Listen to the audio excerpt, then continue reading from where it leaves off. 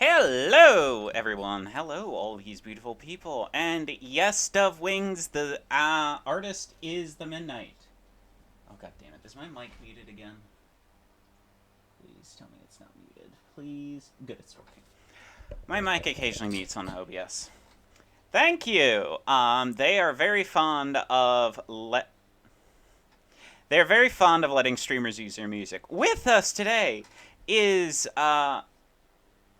Mac Wheeler, I almost said Mark again. Mac Wheeler, the creator of Studium No Exit. Why don't you give us a brief introduction to this game and yourself, and then we shall begin. Also, we What, have we have Average Joe. introductions? We have Average Joe and the one, the only Screw Bucket McSpazzy. Oh, hi, Mark. They have Thank been you guys relegated for to the bookshelf. thank you guys for having me on. I'd love to talk more about this game. This is I'm like just a small little indie developer. I'm a team of 6, but more or less it's me, my wife, and my mom who work on this project, and really they're kind of just in the wings to support me. So this is a passion of mine. I've been working on this for like 5 years. And I put this tabletop simulator together because I really wanted to make sure that everybody had an opportunity to try this game. I know that a lot of like indie developers will put together, pre-production samples, send them off to influencers. I not only do not have that kind of financing, but also I just figured this is the best way to get it in front of the most amount of people. So everybody who's here, who's listening, if you guys want to try this game, you can go out and try it yourself on Tabletop Simulator. Yeah, the Studium No Exit is really at its crux kind of about the the conflicts that we see in our. I'm not going to get too philosophical. Conflicts that we see in our own society that really have to do with like the oppression and gatekeeping that keeps a lot of the folks who are newer to our communities from flourishing. And you, as adepts within this studium institution, are locked in and doing your best to establish yourself and survive what are some pretty bleak circumstances. So, the lore behind it, for the folks who are getting dropped into this, is that they are given as tribute to the Studium. In return, all of the surrounding settlements and cities are given the dark, otherworldly knowledge that the Studium harbors, and anyone who enters is never really seen again. So as soon as young adults reach 18, they are given as tribute and are locked in and are really at the mercy of the forces that rule the Studium. So And, the characters.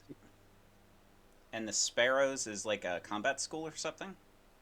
Yeah, so immediately as they're brought in, there's this militaristic, somewhat benevolent group called the Sparrows that basically take these folks in and say, we're going to give you a fighting chance. You get, basically a year with these guys to train, learn how to survive. But as we kind of go through the story, you'll realize that our characters, we were less fortunate. We didn't get to spend as much time with the Sparrows as we should have, could have.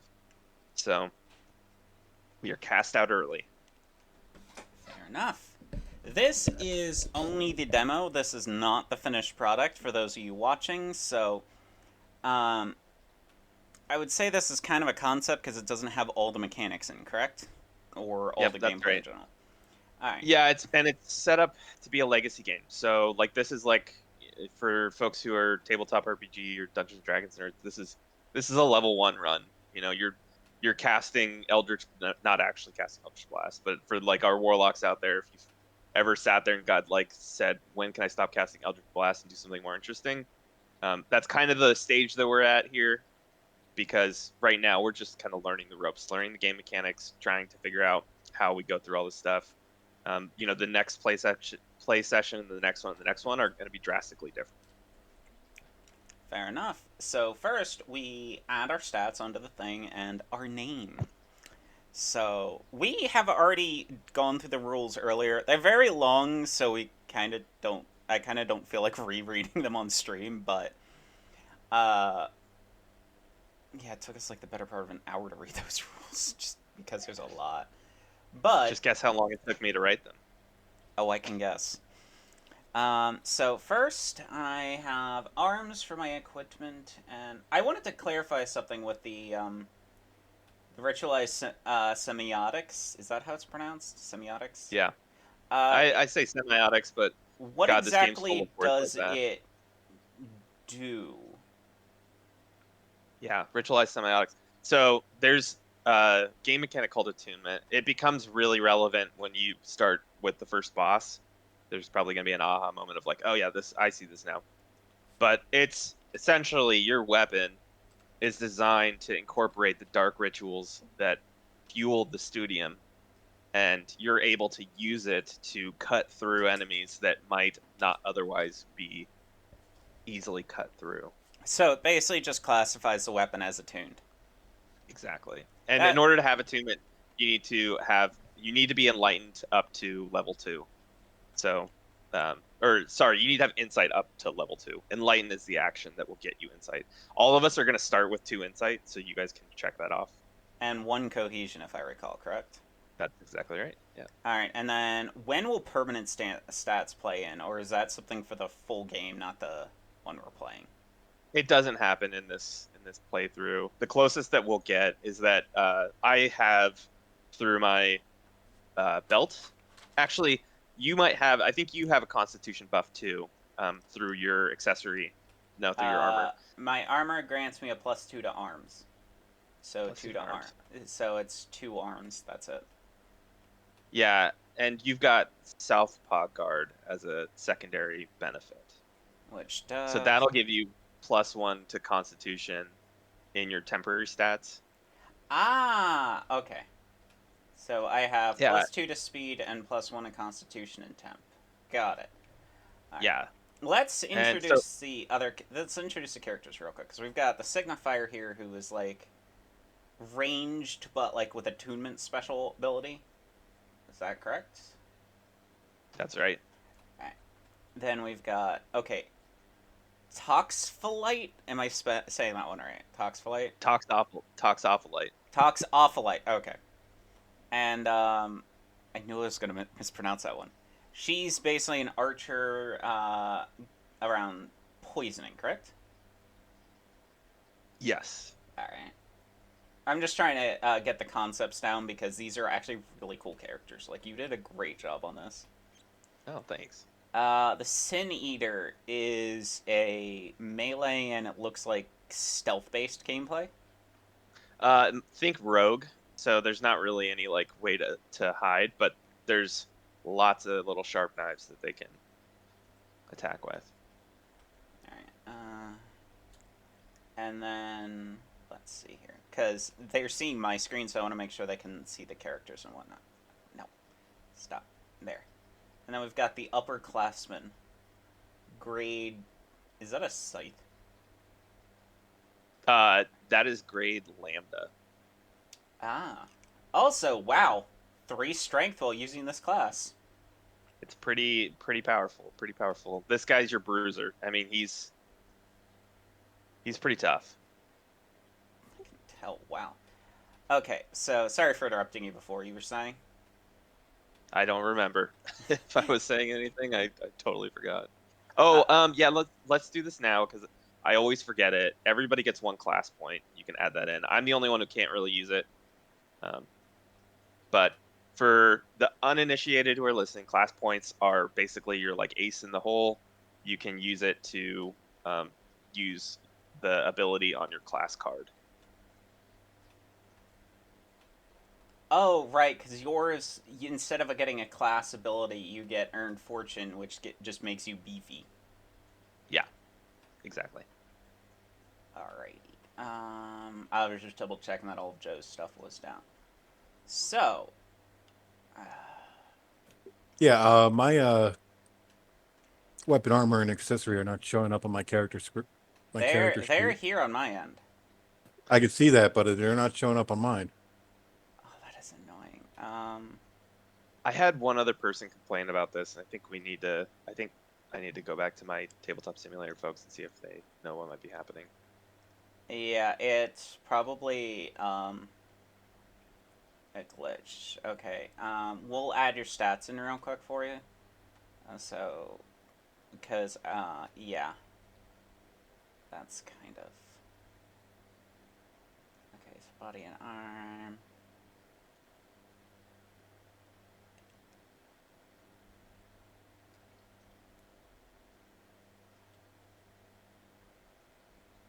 So, clarification here. Whenever a character investigates without shiny and sharp, you may choose to add it. That's right. So average Joe can, or sorry, Riptide. Riptide can, if Riptide wants to throw this thing at somebody, it's got a ranged attack ability, but he Okay. loses it. And then if he enters and investigates a space, if he's the one to do it, then he can basically pull this back into his inventory. Can you unlock his thing? I want to try something and see if it'll reset it. There we go. I want to try and move the cards and then place them back in, see if that resets it for him. Mm-hmm.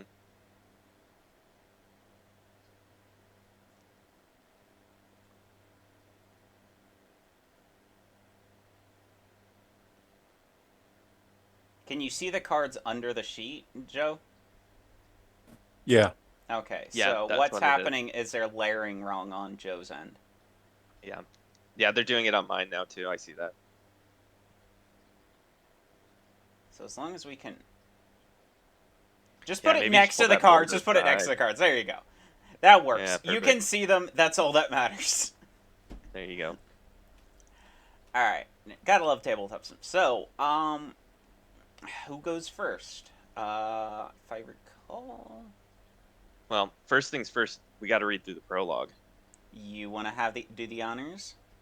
Sure, sure. Okay, so this prologue, I'll just at the top say this prologue is basically about another character and their path, how their path crosses with ours. So, prologue. It was her 18th birth. Let's try that again. Sorry, failure to.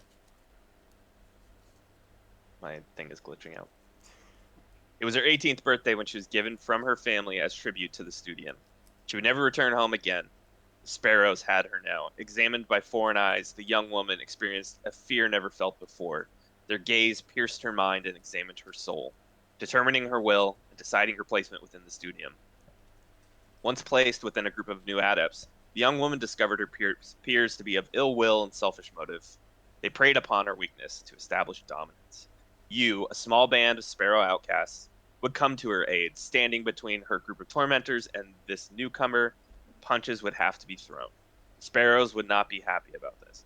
Having broken the cardinal rule forbidding conflict among adepts, the young woman, your group, and her tormentors were all cast deeper into the Studium before completing your training with the sparrows. Ill prepared and suddenly alone, you must fend for yourself amongst the horrors that lie in wait.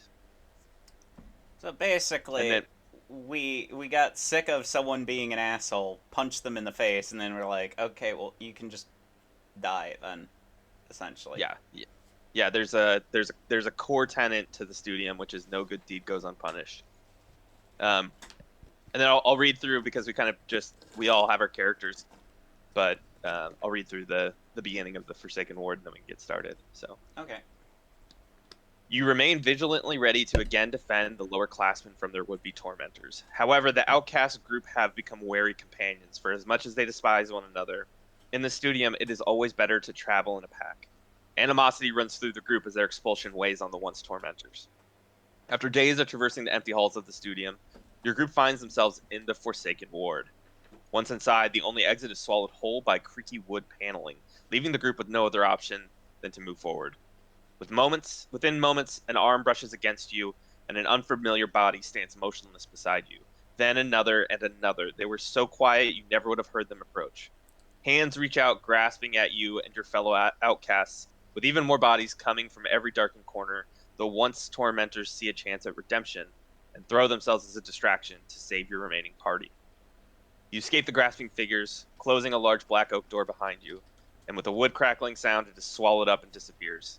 You must now go deeper into the Forsaken Ward. As you catch your breath in the Forsaken Ward's hallway, You can see now in the eerie quiet that you and your companions escaped. However, your new friend, along with their would-be tormentors, are missing.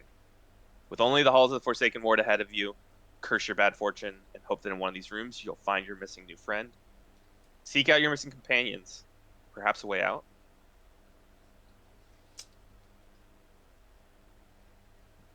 Fair All enough. right, that's it. Fair enough. Hang on. No. Pest controls guys outside. I was like, what the hell is that noise? Okay. So, who is there a I'm brainstorming for a second. One of us just decides which one wants to go first, correct? Yeah, it's all we're all a team. We're kind of a unit. Everybody can activate on their own, so if we want to How about have one of us move and then another one take an action or investigate, we can do that at any time as a group because we're we're all a unit. We're cohesive. We know how to work together. gotcha. Mark, why don't you go first? You are the bruiser. Yes, and you're also the developer, so it make only sense that you get first dibs. Okay. This is the only time I'm going to say no to you on the stream, and here's why. I know everything that's going to happen on every single one of these cards. And so there's two ways that this can go. This can go, you guys can make me you can have me go first, and I'm happy to do it. But I'm going to just choose the worst options, and it is going to tank the group. Fine. I'll go first. Fine, Brittany, it's your stream. You go first. And we move the amount of tiles based on our speed, correct? That's right. Yep. And no, sorry, you move the amount of tiles based on your movement. It's in the top right of your stats. Yeah, I see it right And there, so 6. Yeah, it's movement of 6, and you can interrupt your movement with an investigation. So you move 1, 2, 3. You can investigate, and then you still have 3 left. You cannot. What would investigating be doing in the hallway, though? So investigation just means you've reached a golden door and you've decided to see what's in that room. So investigation is just the process of flipping a tile, moving your character one space into the room that you flip, and then drawing the engagement card that corresponds to the tile. Alright, so hang on. Rotate. I got it. I was gonna say I can just manually turn it, but that works too. Oh yeah, we're gonna definitely have to scale this. There we go.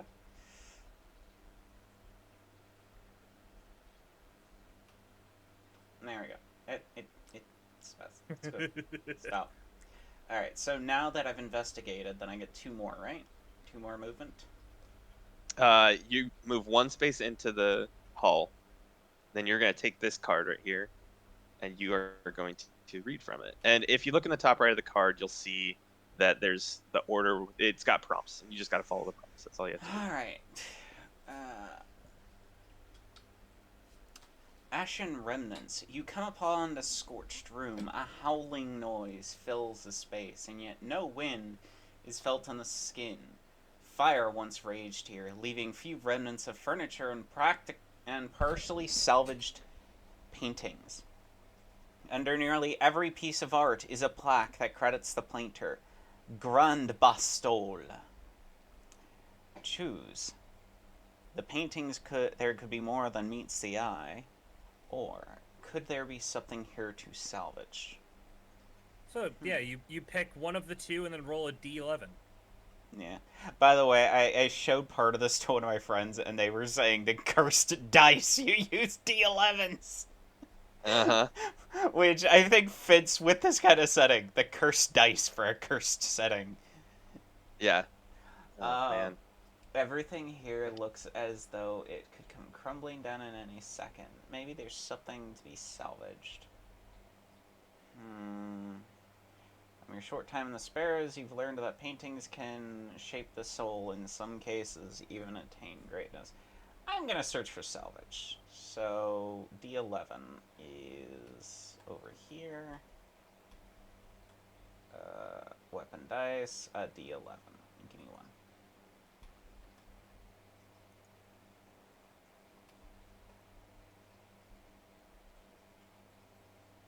Four. Now we flip. You seek something of worth. In a drawer of a burnt bureau is a scroll that appears to have once aided siblings James and Sybil Vane. At a 2 through 6. Before you can read a word, the scrolls turn to ash in your hands, marking your skin black and filling the air with a hazy smoke. So I guess good news, nothing happens. Well, if you flip this back over, you can have another person choose to investigate. It's a unique Well, card. So, And- I'm willing to do that. all right. So read the roll your dice and then do the second I'm prompt. going to do. I'm going to look for salvage. So here's the way it works. There's two options here. Oh, I and see. They picked that you one, can so select- I would be doing the other one. That's exactly right. Yep. All right. Well, yeah. I'll look at the paintings. And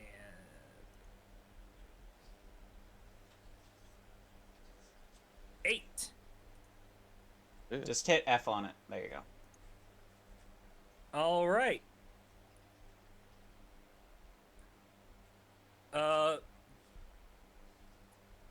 You come upon a burnt painting with twisting vines and roots that dig deep into an underground cave of stone limbs.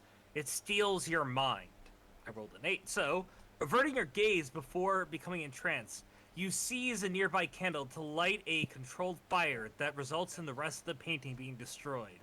You survive. Congratulations, you survived. Wow, so nothing good news, everyone. There's nothing's been accomplished. Well, had I rolled higher than a 6, I would have gotten the Spirit Whisper scroll. Sadness. Okay, so now we just move this to here, right? Yep. Alright. And then who else wants to go? Joe, maybe? All right. There you go. Your movement is listed on your sheet. I believe it's 6. Yep, everyone starts at 6.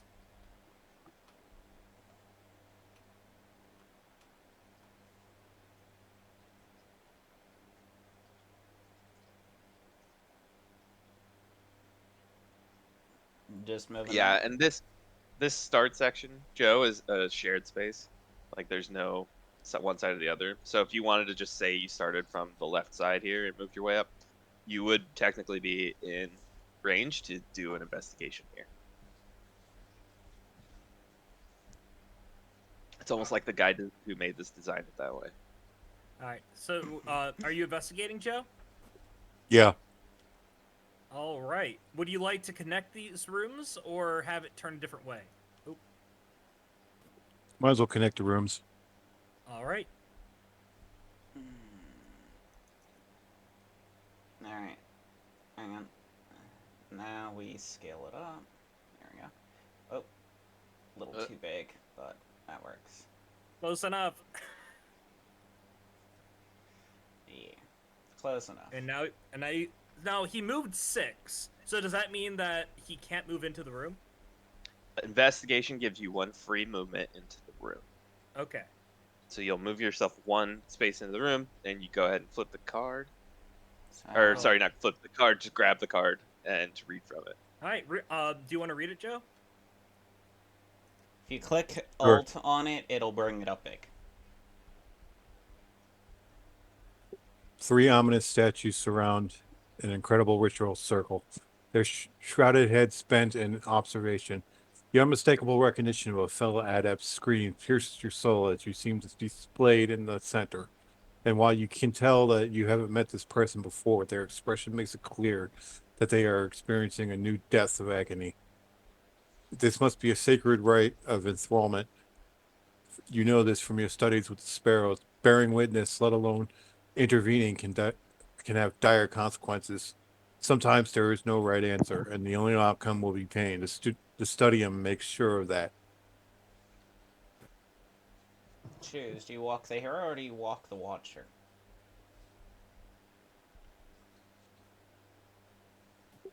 Let's go for balls and walk to hero. All right. So put yourself at the center of the room. And flip. Bellowgeist. Uh, we would just use the non-boss activation, right? Yeah, yeah, but okay, so we're still in the player phase, so we don't need to do that necessarily yet, but we do need to put him on the board. And the way you can tell where you're supposed to put these guys, I guess there's multiple, is on the left-hand side. There's a grid. The big golden bar represents the wall that has the door that you walked in through, and then the bright red is anywhere that you can place the adversary. And we've got them in here. Looks like somebody's digging them out. Which So we'll fellow need guys? There's several. grab 3 different variations because we like to have unique miniatures for each. And then I'll read the text for you as well. So this ends now. Brandishing your weapons, you enter the ritual space and free your fellow adept from their chains. I can read, I swear. As they fall to the ground unconscious, the sudden purple light doesn't prepare you for the onslaught you've brought upon yourself. Spawn 3 Bellowgeist. They surround you, ready to defend the sacred ritual no matter the cost. All right, Joe, place your Bellowgeists. You entered the room. So this room has 2 doors. So Right. So it's the door that you entered through. Okay. Yeah. But we still enter through this shared door? Oh, absolutely. Yeah. Okay. The other thing too, which when we scaled up everything, kind of blew up my design, but these cards are kind of like perfectly sized to fit at the end of these, so that you can actually use the space. We can just drop it here for now.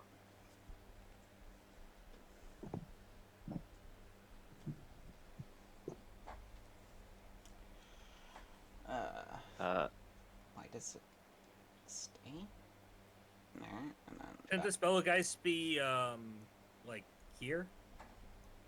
Like Sure. are these tiles up here walkable? Yeah, definitely. There we go. So we got 3 Bellowgeists. So the doorway we're in, the doorway next to us has a thing, and then okay.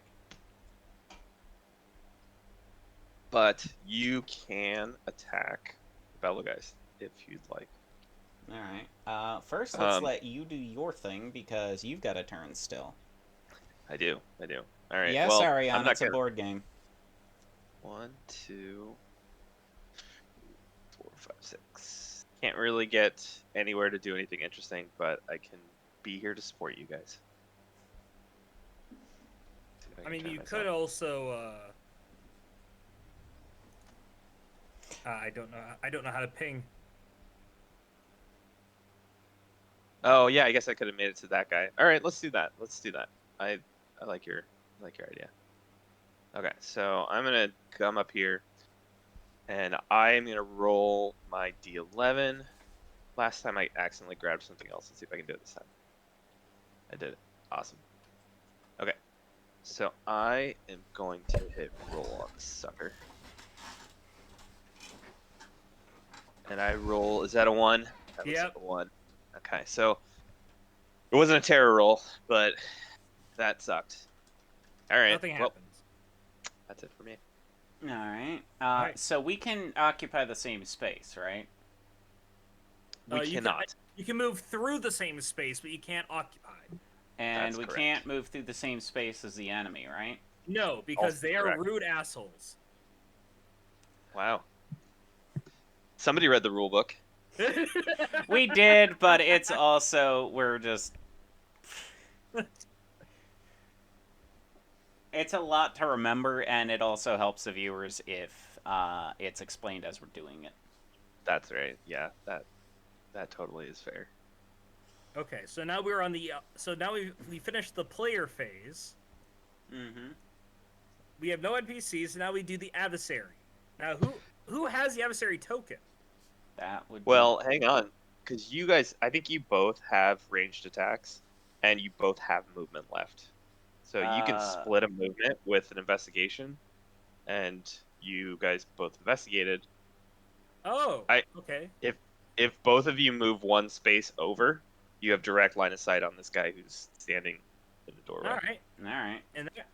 All right. So in that case, I get. Do you want to go first or should I? I'll go first. I'm just picturing big beefy dude sees a chain go flying right past him. So just roll the damage d11 to see what our attack is. Yeah, that's right. And make sure you check your speed. I always forget which weapons have speed bonuses, like which weapons and The accessories. bow does. Yeah, I think the bow has The bow and the flail. Yeah. Alright. The bow is fast as hell.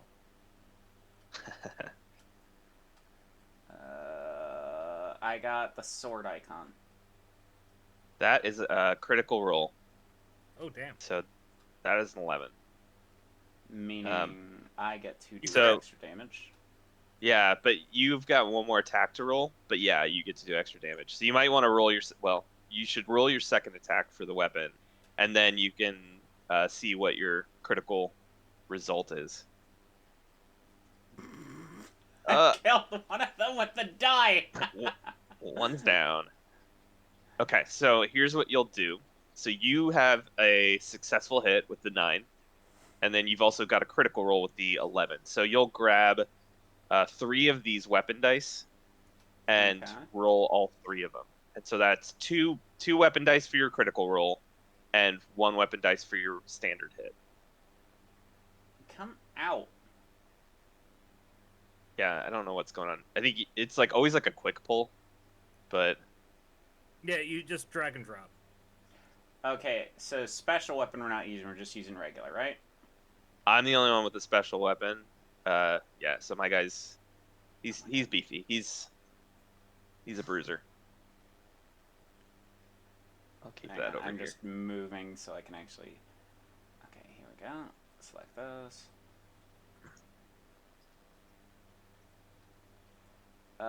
Let's see Hey, here. that's- 1 blade, 2 blade, 1 blade.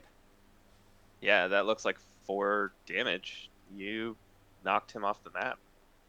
So Bellageist 3 is dead. Only thing I dislike about tabletop sim is how hard it is to pick a specific thing. Oh, for Yeah. fuck's sake. Pick up the figures real quick. Thank you.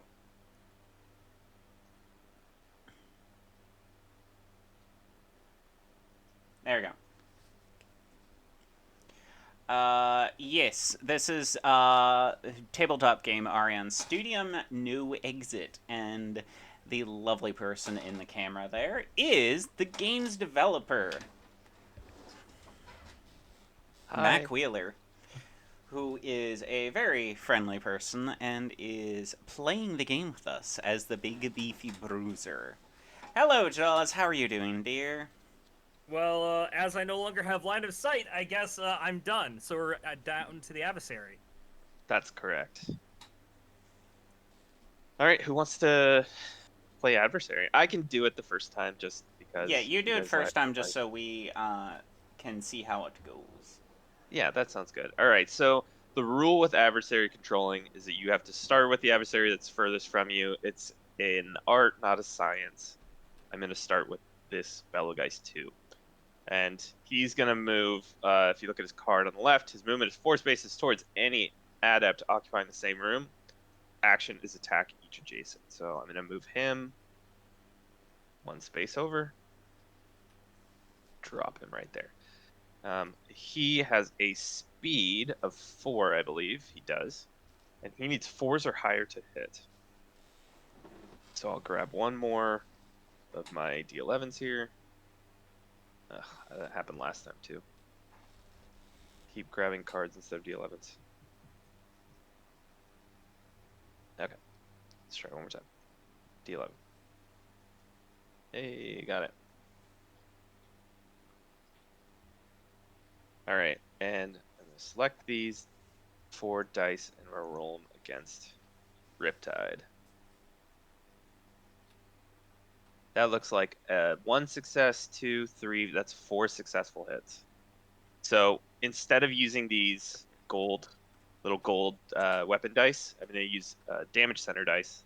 That's over here on it's like the black and red. I'm going to go 1, 2, 3, and 4. And I'll roll all 4 of these. Let's see what we got.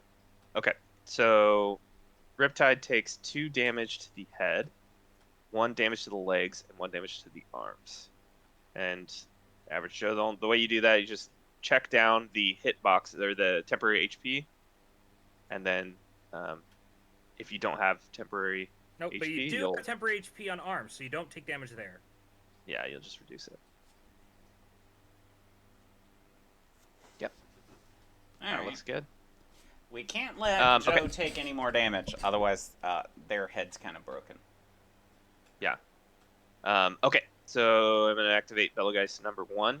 He'll go 1, 2, and he'll try and attack Riptide as well.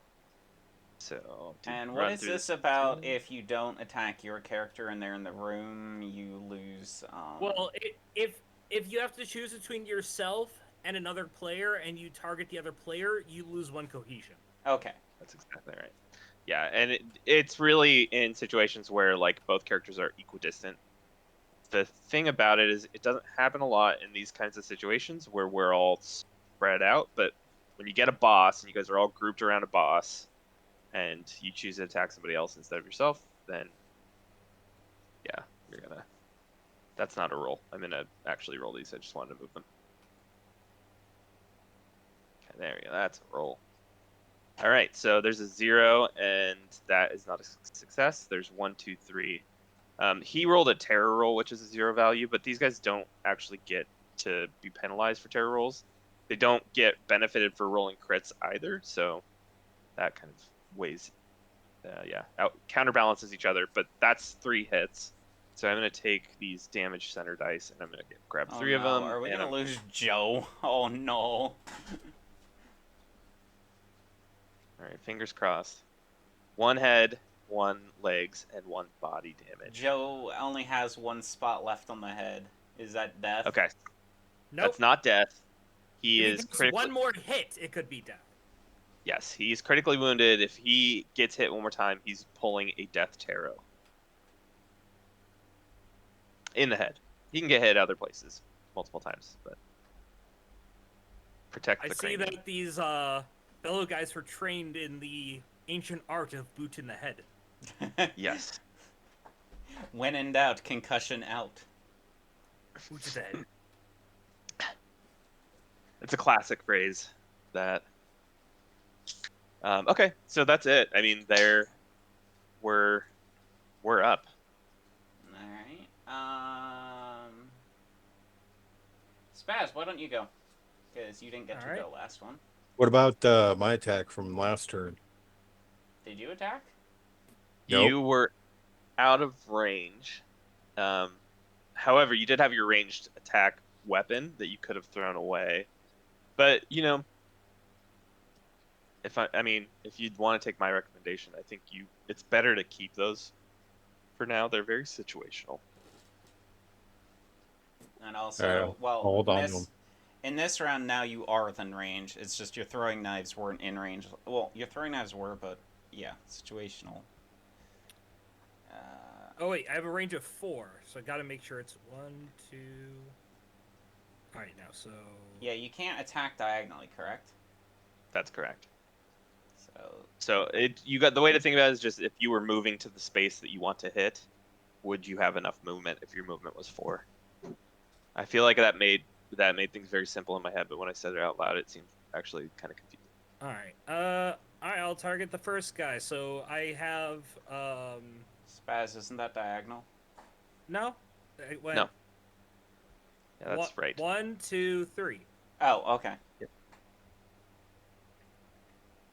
My arrows are very adverse to going diagonal. Alright, and then let's have Joe attack next, because they were in close range, and they just got booted in the head several times. I'm pretty sure they want to get stabby. Well, I get to attack now. So, how many dice am I rolling? So you have +1 speed when attacking with a bow, Which I am. you have 1 speed. So that totals up to 2. So I'm rolling 2 speed die, and I need to beat 1. If you look at the card, the Bellowgeist has an ARC value. The ARC value for the Bellowgeist is 7. So you need to meet or beat 7. Right here, On Spaz. 2 die. Okay. Yeah. No, sorry. Each time one of those dice beats 7, you get to roll the result. So Oh no, I got a 9 and a terror. yeah, all right. So you lock up, you freak out, you are unable to complete your movement action, all of it. But what about the 9? So because I got the terror, they miss on both. That's right. Alright, let's let Joe go, because Joe's been the glutton of punishment this round. What is Joe's speed? Get a +1 speed on the daggers. So you got a +1 speed.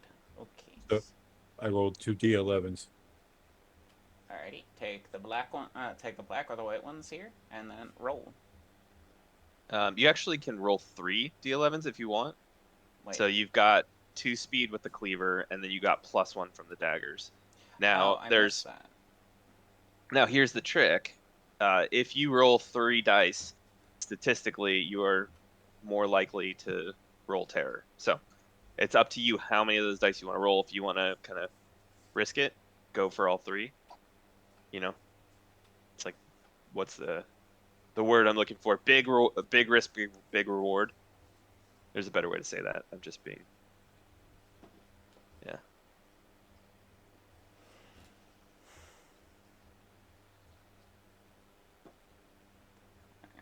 If you just draw a box over them, and you can select all of them that way. Yeah, but then they're not stacked. Yeah, I know. I was just saying, like, if they're having trouble group selecting, that's how you can do it.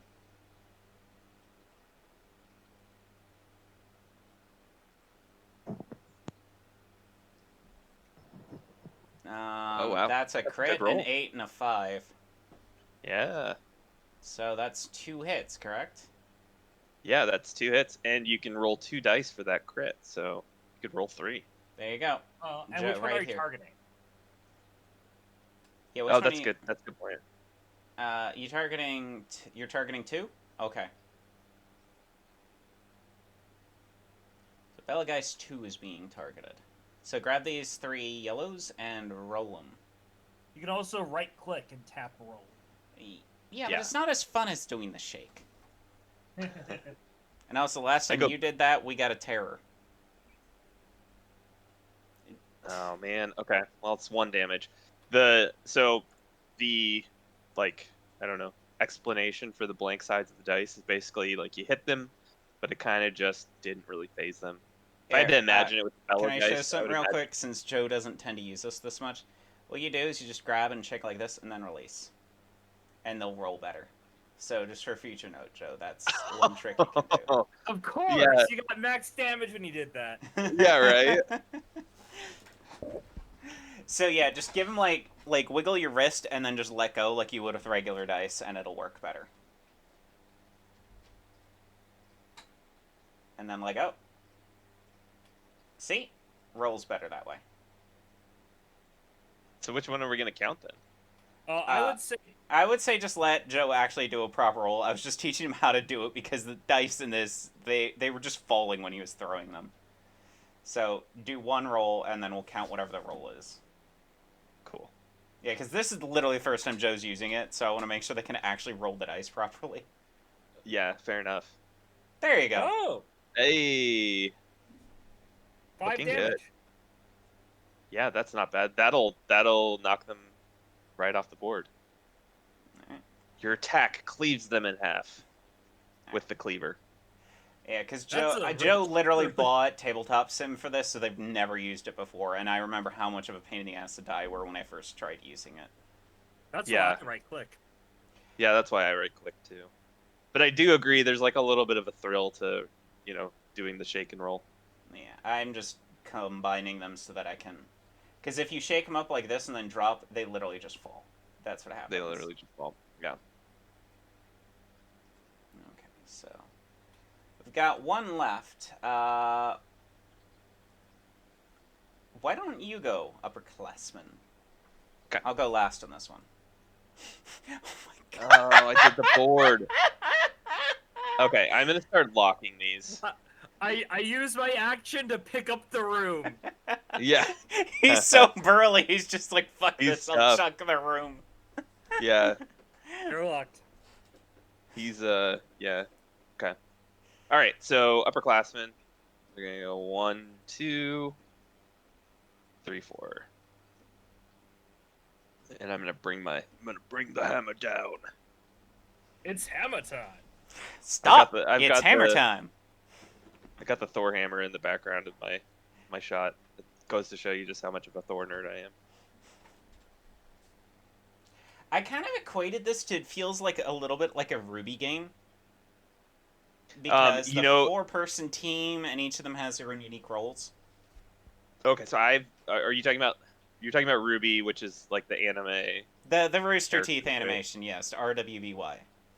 Okay, so I have never seen it. I have no idea what that is. But I will say this, that Ridley Art, who does all of our character design and gear design, is like one of the top Ruby design, or one of the top Ruby artists that's not like actually making art for them. Like, he does a ton of Ruby art. If you want to go check it out, I strongly recommend it. I'll send you a clip from the show later, because there's just like one clip of a fight scene with them that kind of shows how it works, where it's like they're 4 people and they have to work as a unit, and like their various abilities complement one another. Yeah. So that's why I said it kind of feels like that. Hey, Ruby's look, storytelling isn't that Let's good, get but the Ruby crowd in here. No, it was totally intentional. what was that, Spaz? Oh no, let's get the Ruby crowd in here. No, it was totally intentional. I know exactly what you're talking about. What are you Yeah, talking about? yeah. We have a Ruby crowd in here. Lucky. I mean, I also watched Ruby, but the storytelling is not that good. You can tell it was written by a machinima group. Mm-hmm. Okay, Well, so I whiffed it, so that's it for me. you whiffed. Oof. Yeah. Wait, you got a 6 and an 8. You threw. I these rolled two- this. I rolled this one over here. This over here in the corner. This 3. Oof. That's my. Yeah. Alright, so let's So- see here. 1, 2, 3, 4, 5. And I can throw past a person, right? Yes. Yeah. So like it's the equivalent of like saying duck, and if you're a Ruby team like we are, then we all work as a unit. We know how to, throw weapons past each other's shoulders. So I have 2 speed, so I roll 2 dice, right? Yes. Okay, That's right. double checking. Exactly right. Alright. Well, Joe Duck. Hang on. I literally was going to say that, and then I misclicked the dice. A 10 and a 1. So you hit Okay. it once. So I'm gonna throw a mechanic at you. I've been waiting for it. You have 1 cohesion, right? Mhm. Cohesion adds +1 to your attack rolls if you share a room with another adept, and you do. So that is a critical roll. That's an 11. Then. Oh, Oh. come on! Hey, but we can use our first blood token. We've been annihilating these guys, but now we can finally like actually use the blood tokens. Oh no, I blood grabbed token. the bag. All right, let's try. I'm gonna try this again. I got it. No, I didn't. Got this little bit of blood. Itty bitty bit This of one blood. right here. Bop. Okay. Yeah, so you can drop a blood token next to the character. It also fits nicely in these little HP boxes at the top. Oh, cool. Just make sure you get the right monster.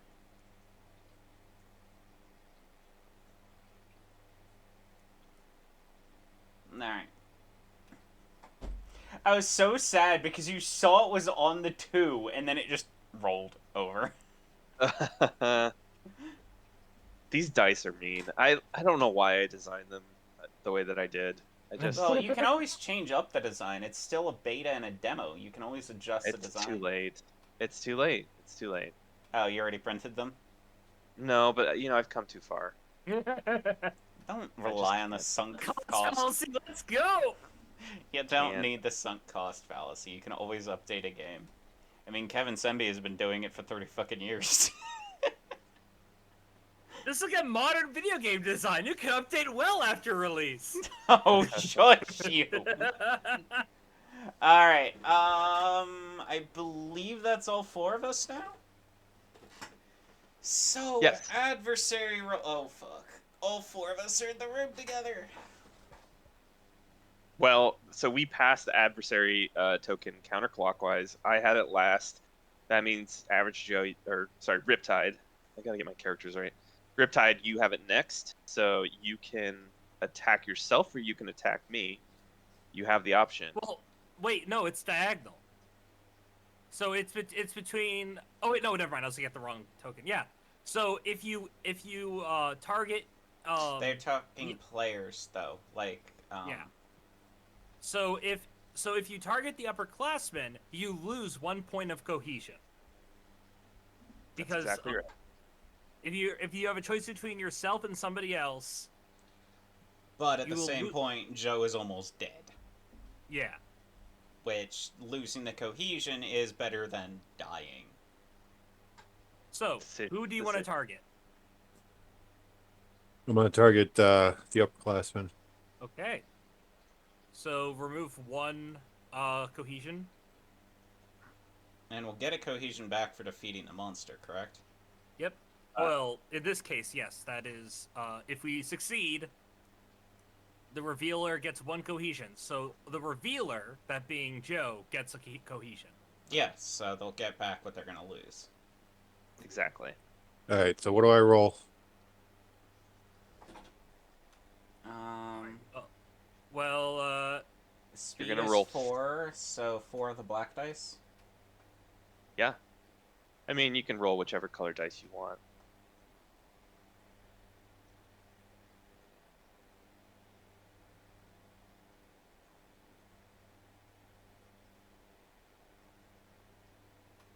Nice. Good roll. 3, 4, oh shit, 11. And then 1. So I think only one of those hits, correct? yes. Only one of them. 2 of them. 4. He's a 4 or higher. So 4 plus. So he hits 2 times. Hits me twice. And then you'd use 2 of these.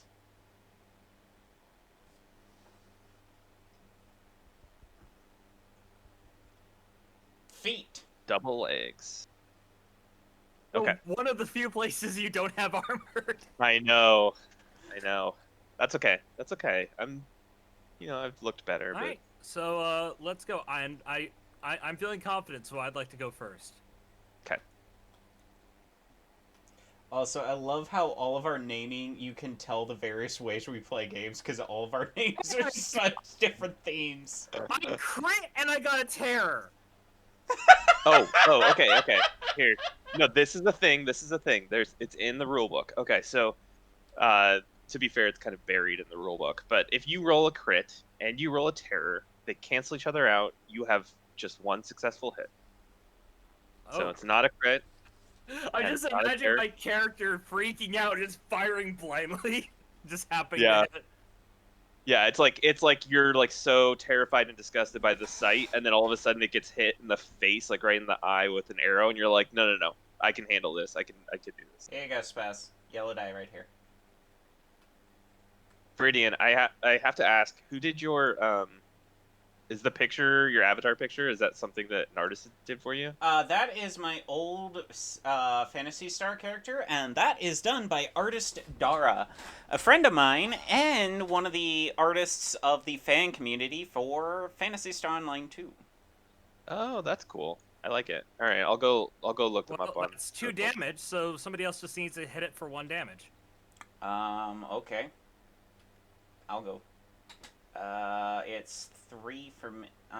It's 2 for me, I believe. So let's see.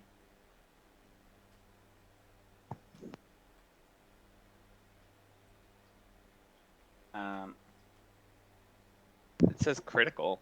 I think okay, that's so a. crit roll and 2. So 1, 2.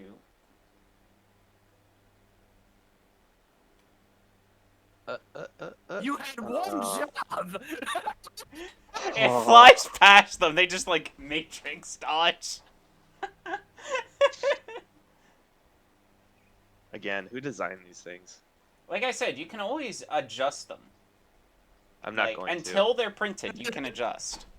It's not going to happen. In a I just year, expansion pack dice less mean. less cruel.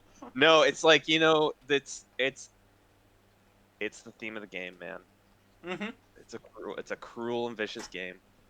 New dice, easy mode. Yeah, yeah, exactly.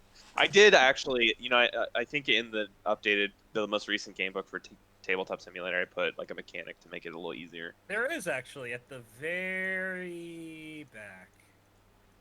I'm Adjusting proud of you. difficulty, not recommended. I'm proud of you for reading the book. We did read it. Spaz is just the one that retains rules better, so we had Spaz reading through it. I literally wrote the book for people like you, Spaz. No, I kid you not. Like I was talking to my wife as I was writing it, and I was like, these things need to be thorough, and every table has a rules Nazi, and they are important. They are like a I'm not rules lawyer, a rule Nazi. I just have a weirdly They're a selective rules memory. lawyer. rules lawyer. Yeah, Yeah. no, that was literally going to be my correction.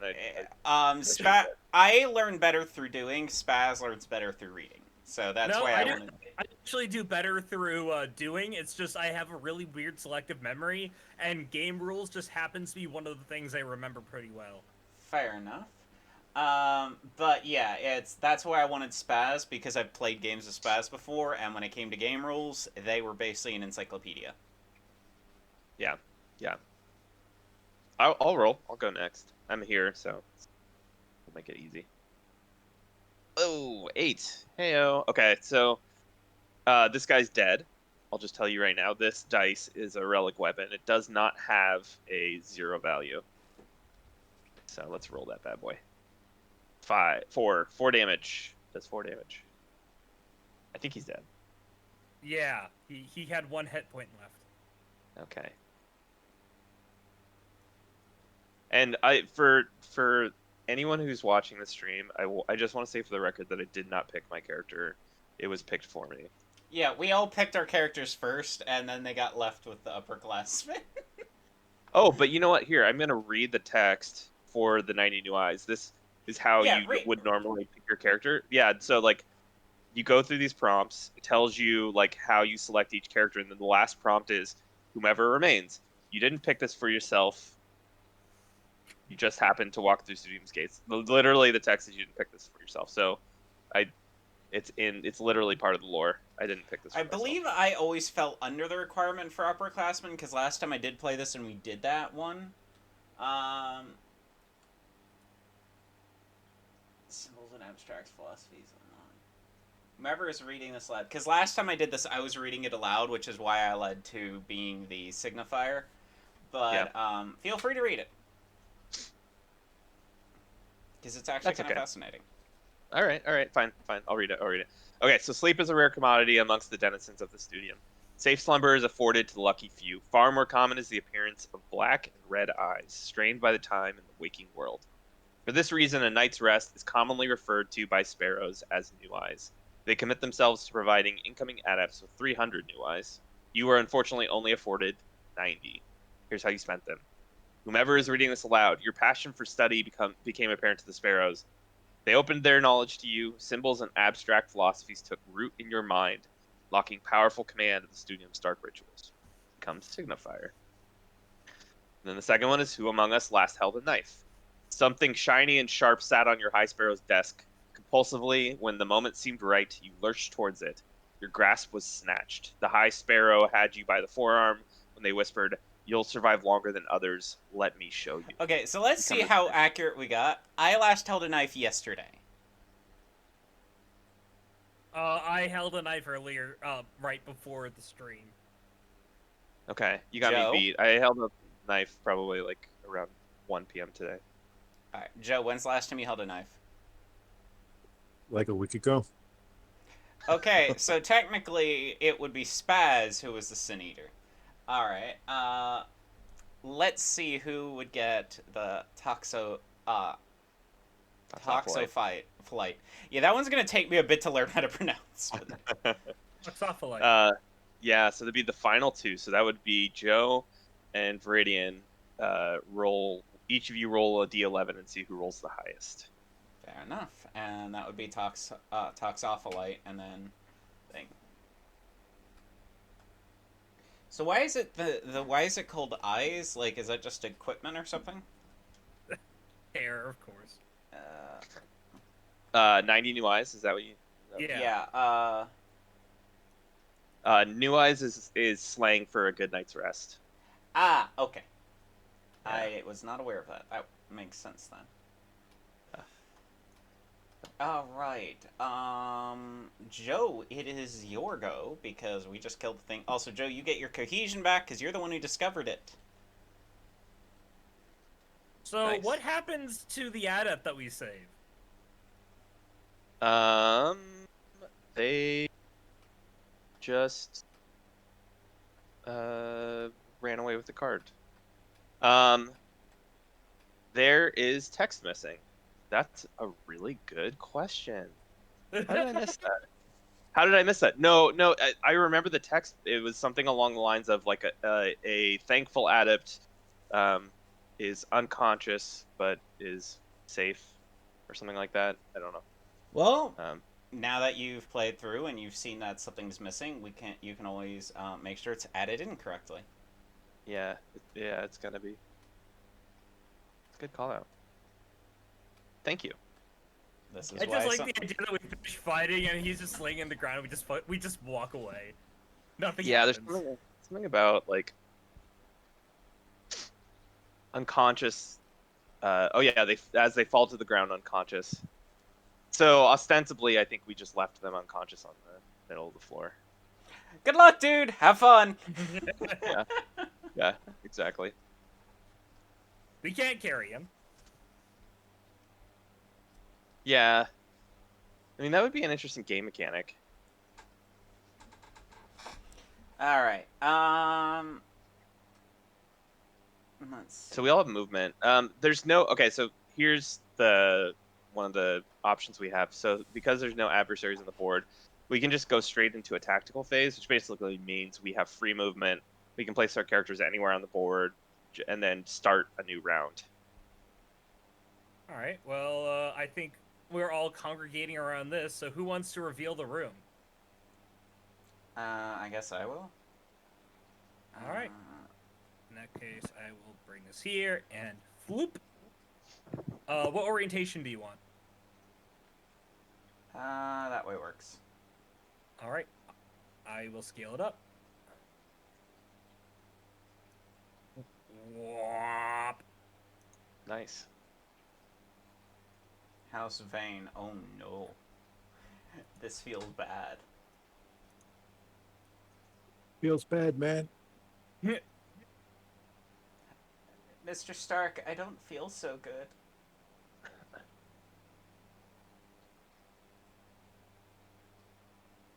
Hang on, I'm just moving dice out of the way so we've got boardroom. Alright, so the signifier steps in. We draw Grim Omen. Not what I was trying to do. I was trying to move the thing here. Okay. The Forsaken Ward has cold and walls and long dark hallways. You find yourself entering severely deteriorated common space. Immediately you see before you a crow unmoving and perched on a sturdy table. Its skull appears to be exposed as though its face was peeled back from the beak. Is it a grim decoration?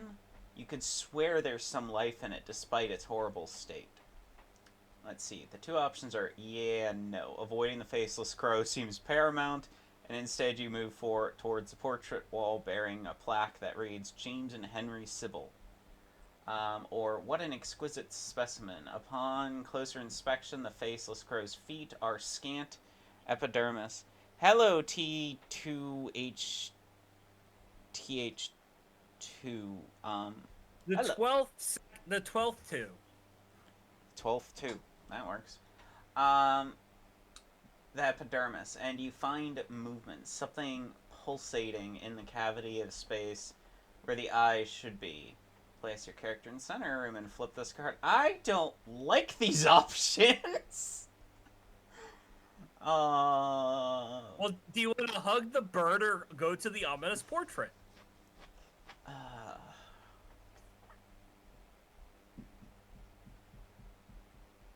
hmm. I'm gonna go to the portrait. So, avoiding the crows seems paramount. Place your character to the room's adjacent wall and flip this card. So, here? It looks like this here is the portrait. Okay, hang on. Oh, I see how. Yeah, because it assumes you came in this way. Got it. So. Oh, for fuck's sake. Of course I picked the combat phase! Mm-hmm. Okay. Sybil Vane. Oh god, why does it always do that? Sybil Vane appears suddenly before you, interrupting the inspection of your surroundings, seeing paintings around you of a Sybil that once was. The visage that stands before you bears a scant resemblance, with long hooked claws and a malformed spines protruding from her back. Left with no choice but to defend yourself from her aggression, you prepare for battle, having only heard tales of the sparrow's rare ferocity of a fully formed Geist. Survival isn't guaranteed. This isn't going to end well. Well, actually, so this. She was going to spawn regardless. This basically determined what part of where you. We're standing. Yeah. Yep. Okay. Normal attacks are ineffective. Oh, so this is one that needed attunement. That's right. Isn't the only one of us with an attuned weapon me?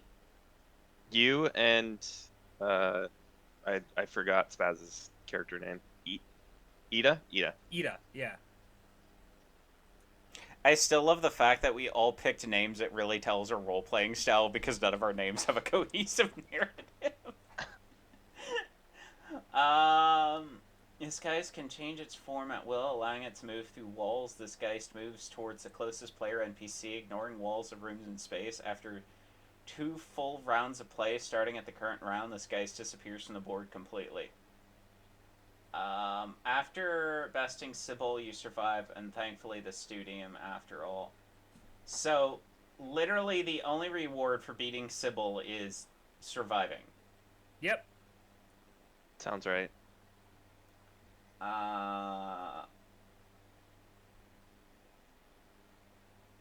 Well, we gotta pull her miniature, right? I would do it, but I'm so glitched Spaz, out. do you want to do this? You have the best luck with those. Wait, what am I doing? The miniature. Oh, right. Lady Sybil. Okay. Miniatures. So I've got Lady. an option of run the hell away or stay. I really wish I could see these things painted. They look so good. So Yeah, where they're is she pretty cool when they're painted.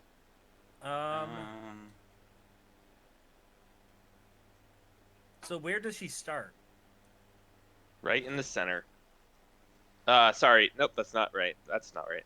The red box, which is 1 square away from the gold door wall that you entered from. So, right here. So there? 1 square over. There you go.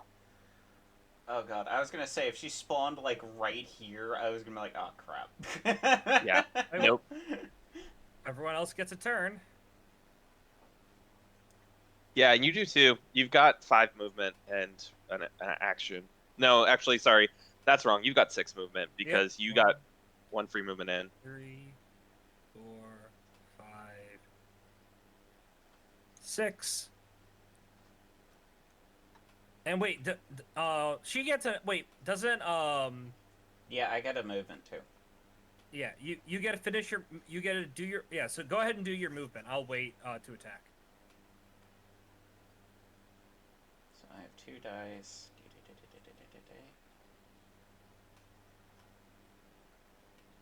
Oh, you crit. 11 and a 2. All right. So that 11, you can roll 2.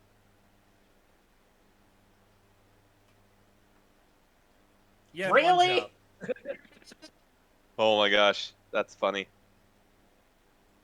All right, that I guess I'll go. And the resistance means that that it removes 1 damage from whatever happened, correct? No.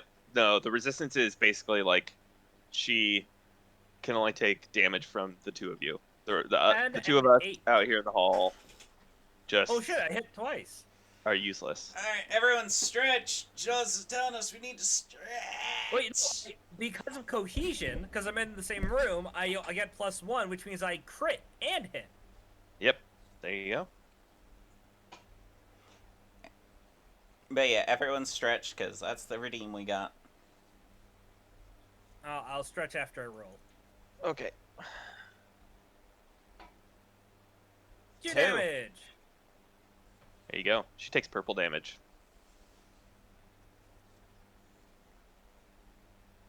Well, it's a good thing it's not pink, because too much pink energy is dangerous. What is that from? Power Rangers. Right. I forgot. I literally saw the Power Rangers movie and saw that meme, and I forgot that the reference was from Power Rangers. For some reason, I was thinking it was from All for One, where they had too many Nixies in one episode.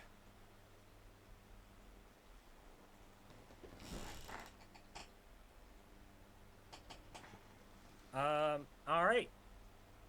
So now the other 2 guys can go. However, you can't do any damage to her. Yeah. I'm gonna just hang back. I'll go over here and just kind of, I don't know. Enter another Chill. room. You know, I think I'll just hang out. I mean, who knows? Maybe there's like this. there's like a tea set over here that I could. Just, Yeah, it's pour like myself. it's like they're implying I know what happens, and we don't want to do this during the demo. I mean, So you and Joe are you just know. gonna have a tea party in the hallway. Yeah, right. All right. I mean- Well, so wait, you said so it's clockwise. You said for Yes. It's counterclockwise. Oh, and No, it is clockwise. It's clockwise. You're right. Yep. All right. So Viridian, you're up. So you can either attack yourself from -1 cohesion, or you can move to me and attack me. Well, Oh, so wait. here's the rub: is a Viridian what needed to have moved in order to get into range, but also Viridian, you've got. Yeah. Oh, right. I So was you supposed would to have had to. move up 1. There, I moved. Yeah. Which makes the calculus a lot easier. You just simply move towards yourself. Okay, so... God, this is gonna hurt. So a speed of 4. So roll 4 die. Mm-hmm. I'm going to die. I mean, at least you have some armor. Let's see. Is that Arm, statistically possible for you or- to die? Wait, where'd the other white die go? We had 2 out. Where'd the other one go?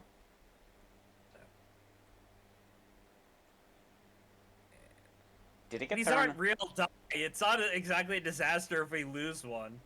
Yeah. Yeah, if you guys We have guys lose bags one of of his unlimited dice holding. Yeah, if you guys lose one of his dice, then I mean you're gonna have to buy him a whole new game. Okay, so it's 4 dice for this thing. Oof. One of their dice.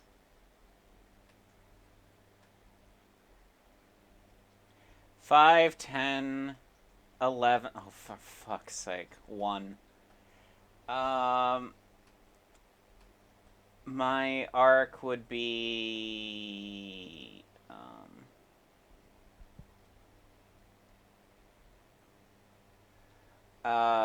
where do I see that again?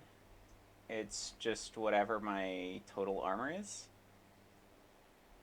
Like, No? How do I see what they're trying to beat? Oh, they're trying to beat. Sorry, it's their accuracy. So their accuracy is 6+. Alright, so in that if it's 6+, then they hit you twice. That's right. So 2 damage to die. One of those is a crit. Does that Doesn't matter? matter. Nope. Thank God. Hand and foot. So you only take 1 tick because you have an armor. No, not like that. Like this. Shh. uh. All right. I believe my. Oh right, I had to move it closer. There we go. All right. So let me just swing and a miss at this thing again.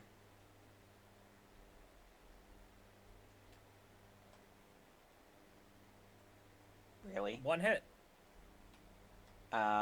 Also, class abilities work based on roll an additional die on attuned attacks. Is that just for attacking or is that for damage? Well, you'd have to spend the CP. Are you That's what spending I'm the CP? clarifying first. Sorry, say that again. For the semiotic specialist, does that mean for attack die or just damage die? That is attack die. Alright, well, I'm gonna roll one more then. I'm gonna use my one and only class point because I don't want to be killed by a ghost.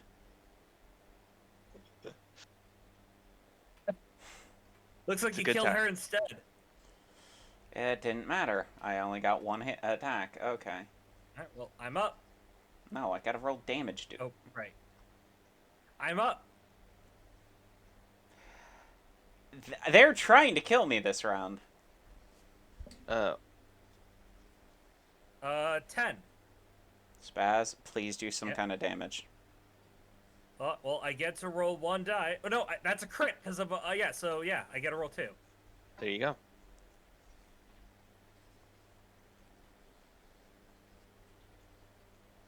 Three damage. Heyo. Actually, I think that finishes. Yeah, she's... that killed her.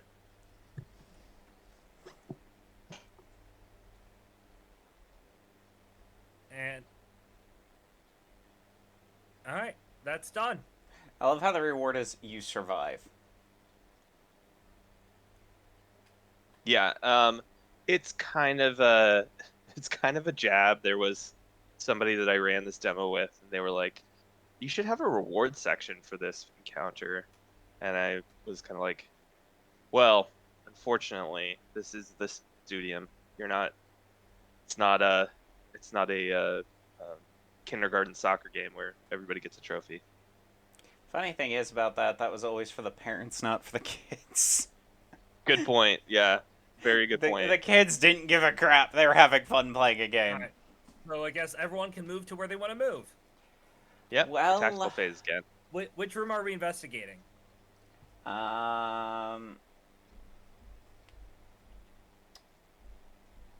Actually, I'm going to move here. And investigate that one. Yep. And flip. I'm still just impressed by the fact that you're able to make these things work. For some reason, I cannot make anything work in this tabletop simulator right now. I work in IT, so I'm used to working with things that don't make sense. Okay. Scale. Whoop.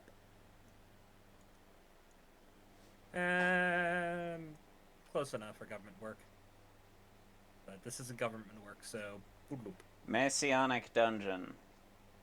Lovely. So when you're actually playing the completed version, this is much more randomized, right?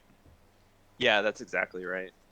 The idea is that like every time we go through this, you're supposed to get a different order of tiles, and then you're going to get different engagements that you can So play. it's very much like Elder Sign, where the game has a gameplay loop, but the game's different each time because of the randomization. Alright, behind the Nice. solid iron... No, I was just saying nice, because I like Elder Sign. It's a fun game. Behind the solid iron door comes the rhythmic thump of a prisoner losing sanity, one head bump at a time. The Grand Ari- Ario. Ario. The Ario Grand Speedwagon for short. The Grand Mario's desk sits unattended, a ledger open, the inkwell still wet. You look closer. A list of familiar names now enthralled. And look here, a scribbled note. 9, released by Sparrows. Something is different. Silence. The prisoner has stopped the noise. Your hand stands on end as you feel a stare of 2 blue eyes coming from a cell's door's peephole.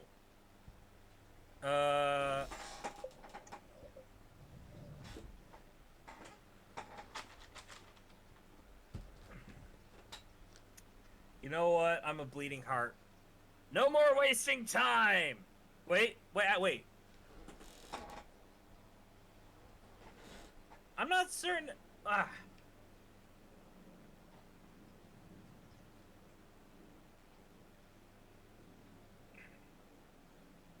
Bucket, no more wasting time. Flip.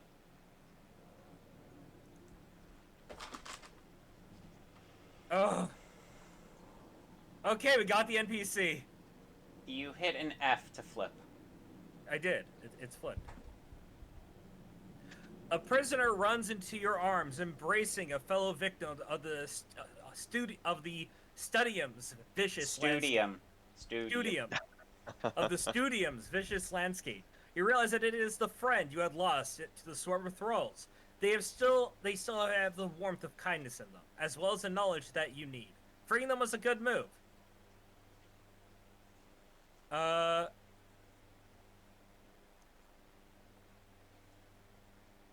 So the spoils is alright. Your former companion immediately brings you to the desk as she wanted to share information with you.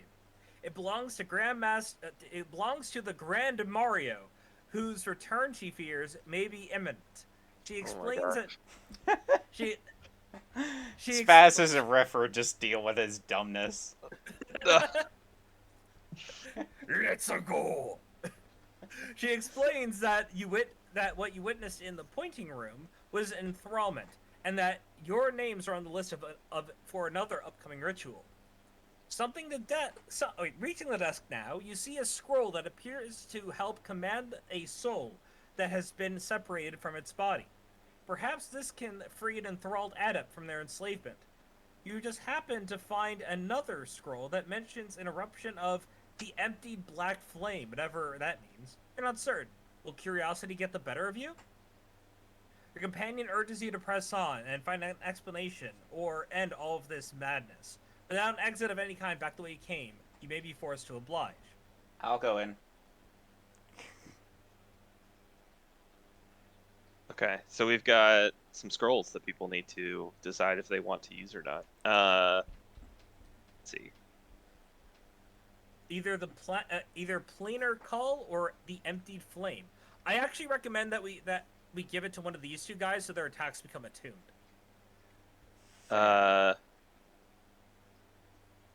I think that's only for major ones, isn't it? Oh, but that also works. Yeah, no, it's not gonna work. Like yeah. So like these scrolls need a primary scroll in order to activate. So you're actually not going to get any attunement.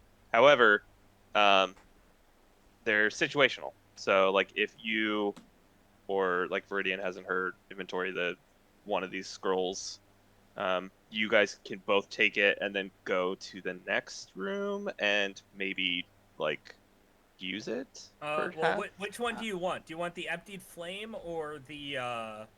I'm gonna burn everything. You're destroying both of them? No, I'm taking the emptied flame. Obviously, I want to burn everything. Okay. But we can trade the secondary scrolls with any player, correct? Yes. Yeah, you guys can interchange them. So like at any time you can drop them and have somebody pick them up, or you can just walk next to somebody and trade them. Or just okay. Also, right now they're story props. They're not going to give you any like special benefits or anything unless we had discovered earlier. But I'm pretty sure that it was I'm pretty sure the scroll that fell apart in your hands, Viridian, at the very beginning was the one that Yeah, it was the one that you needed. All right. But yeah, let me just go over these names real quick because I love this. We have Liliana Vasa Turnham, Edna Denimir, You're Riptide, still on the names. Sorry. and Pater and Ewan. It's just I like names because names tell you a lot about people's personality and how they do things. Yeah. So, I took planar. That was supposed to be yours. My mistake. Yeah. No, I like names because names say a lot about a person, and a lot of people don't realize this. There's power Alright, in well, names. we're back in a planning stage again, so move all your characters around. So just real quickly, do we have somebody controlling the NPC? I think it's you, Spaz. Is that yours? Yep. Okay. And you understand the mechanics of NPCs? Yes. I believe you. I believe you. I know that you've got the rules in your head. I'm not questioning it. I have the rules right here if I need them. That's true. It's all true. All right. Where's Joe? Where are you standing? Well, I was going to go to the door. Alright, let Joe open the door. Joe's not opened the door yet. All right. You Oh yeah. last chance. Is anyone moving? I'm not. All right. The last room is coming down. Flop.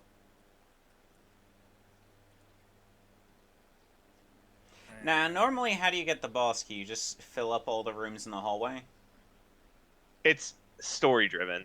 So you'll have like different story arcs that will kind of like there's no door at the end of the hall, or like you need to go out and find the key, or maybe there's like I think one of them was like there's some fallen debris in the middle of the hallway that you can't pass through, and you have to just literally snake your way through. All right. Toggle lock.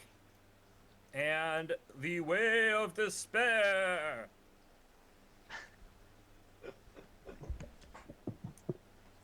Well, Joe, Very this dramatic. one's on you, but I'll read it out for everyone. You find I got it. yourself. Oh, you got it? Alright. Go ahead then. You find yourself in the stone garden amongst the grand Ario sculpted pieces, his statues grotesque yet soulful. One must wonder whom his muse might be if these are the results. A sweep of straw against the tile alerts your senses you are not alone. Enthralled servants perform menial tasks between the statues and the topiary. And yet you recognize them. Of course, your once tormentors now enslaved. Past this time, we settle this once and for all, or perhaps we learned enough to save them. I don't like my choices. Well, do you want to just kill him, or do you want to try and save him with the card we have? Let's try to save them. All right. Okay. Well- So you've gotta have at least one of you, whomever's scroll we choose, must be in the room. We'll use mine because mine's useless. So, we've lost the emptied flame. All right. You unleash the emptied flame. Slow and silent, the black flame encircles each thrall, encompassing their bodies in onyx ember and smoke. Spawn 4 thralls. Thralls will only remain on the board for 2 full rounds of play, starting this round. Cool. All right. I'll try and pull them. I'll take a stab at getting them out of this bag without completely. Hey, I get the stab joke. Nice. Hey. I did not do that on purpose. I did not mean to. Um, okay. I mean, you're There's one. crushing it out here. Oh my god. How many more have you got? I don't know. I don't make it a point to know how many puns I have on hand. You're running out. You're gonna be flailing for these in a second.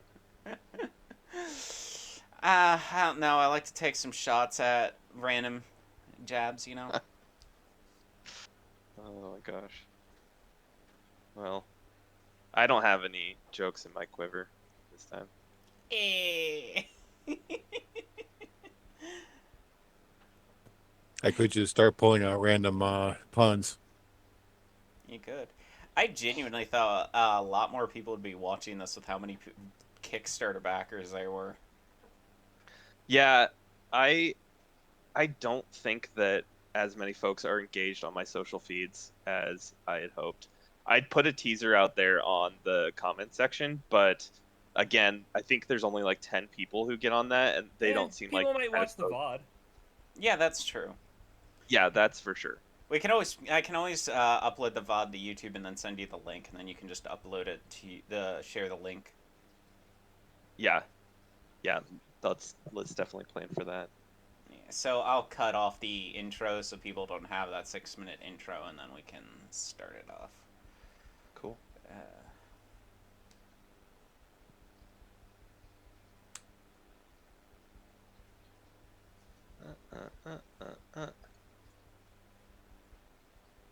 Yeah, this really does kind of remind me of Elder Sign, and I mean that in a good way. I really love Elder Sign. It is a fun game if you've ever played it. I've not. I'm adding it to my list of things to go check out now. It's basically a Call of Cthulhu tabletop thing where everyone's in a museum, and then you open new rooms from a randomly shuffled deck, and they can either open portals to other rooms, but each room you have to roll certain dice to complete objectives. And you each have a figure, and each character that a person plays has a different ability. It's not as like story driven as this. It's more like random encounters, but it's still really fun, and it is definitely worth trying out. I played it one time, and then I never wanted to stop playing it, so I always whip it out when I'm at a party or something. I'm gonna go check that one out for sure. I feel like if yeah, the market for Lovecraftian board games is a little saturated, but then to be fair, I'm also creating a fantasy board game, and um, it's not stopping me. I don't know, maybe like in 5 years, once like the dust is settled on all the Studium projects, I can like design a Lovecraftian one. Might be kind of fun. Ooh. I honestly think that the next board game that I'm gonna do is gonna be sci-fi. Why not sci-fi Lovecraft? I mean, if you really wanted to like try and milk an audience, you could always do a VTuber board game. A VTuber board game. I mean, very niche, but I at least know like one person who would be a good target demographic. You do that, I guarantee you'll get all like the teenager VTuber fans and shit. You just have to I make don't sure you get like actual people who have fan bases and stuff who'd support it and shit. I just don't think I don't think I'm cut out for that. I know I'm making a joke, but I you probably could make some decent off of that. I like the idea of like a Lovecraftian sci-fi. I can't believe I didn't put that together because It's Dead it's Space. so yeah, I mean it's like embedded in Lovecraft is like sci-fi. Okay, is anyone else coming in the room? Um, I mean I I have- will, but Well, I want to get my chance to attack here before you guys get too crazy. Alright. have at it. all right, who do you want to attack? I'm gonna go after Thrall 3.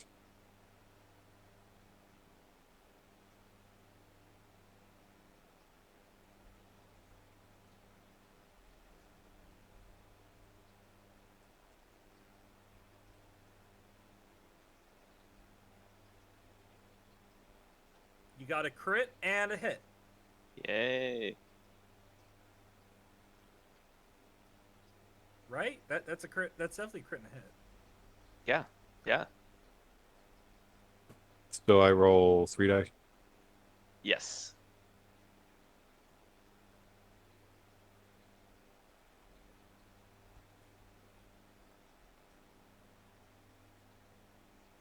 Three damage. All right. You just he's dead. You got him. He's Just done. flip. Wait, can I roll this? I can't. Nope. Are you trying to flip him? No, I was wondering if I could use the roll command on him. And I Oh, kind of can. yeah. Yeah. There's some kind of mechanic to make sure he lands on his feet. I much prefer to flip these minis. Their boxes are small, so it kind of looks like they're like stuck with their heads in the I'm a dirt. little sad that we don't really get to use these cards that are here, just because I don't think they're available for the demo here. The 4 card things you have here. Yeah, you can use them. You just have to. What? Yeah, you gotta. Those are what you pull if you if Oh, you're if you those are the death terrors. Okay, okay. yeah. Yeah.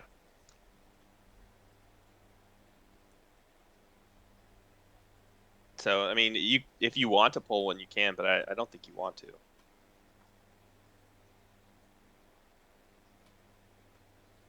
All right. I guess I'll go since All right. I'm not hearing a ton of like. Okay, so 1, 2, 3, 4, 5, 6. I would have laughed if you just attacked from on top of the statue. Like, stand up there and be like, it's hammer time! No, Hey, it's got a long reach. he doesn't seem quite that nimble. His build is a little heavy. But you know, I mean, who am I to judge? All right, I'm gonna roll. Let's see what we get. That's a 6. He's got 6 gonna get me there. So armor class 5. Yeah, that'll do it. All right, cool. So I get to roll my relic weapon, wherever that may be. Okay, I'm gonna put it right here. I'm gonna roll it.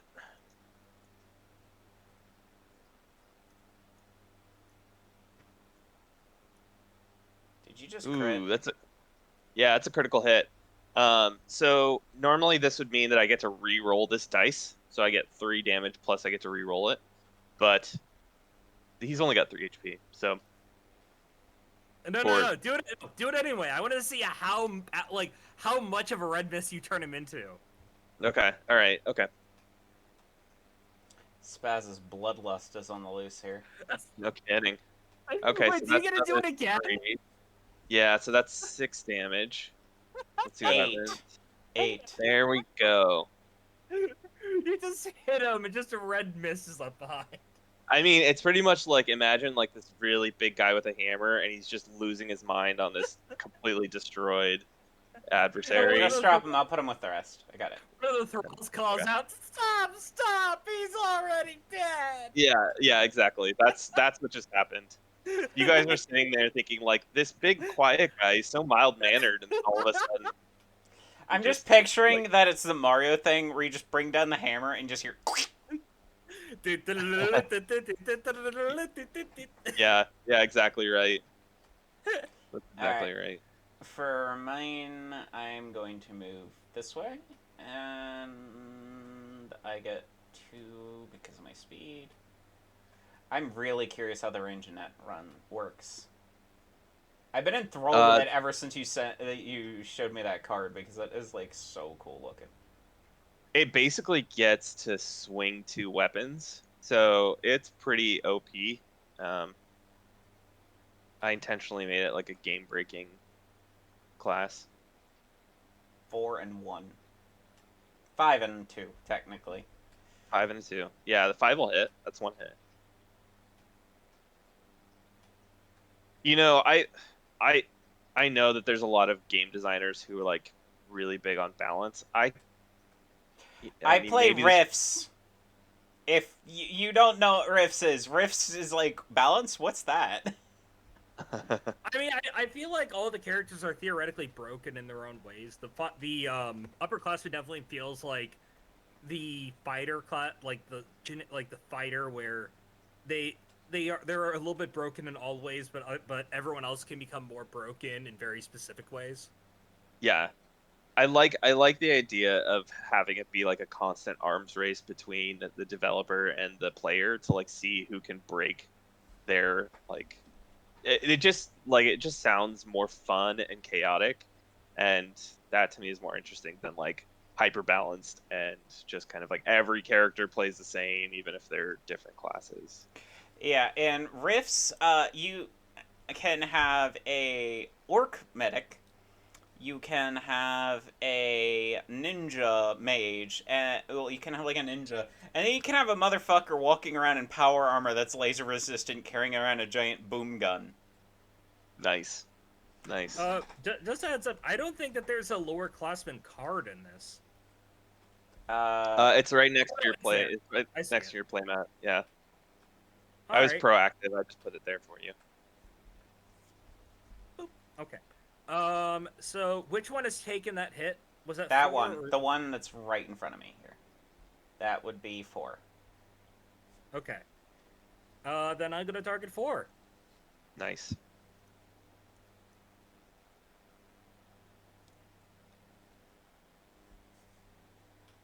Oh, well, that 10 becomes an 11, so it becomes a normal attack. That's Mhm. right. If I had a nickel for every time that's happened, I'd have 2 nickels. Which is more nickels than I've seen anyone get playing this game. So But it's odd that's that it's something. happened twice.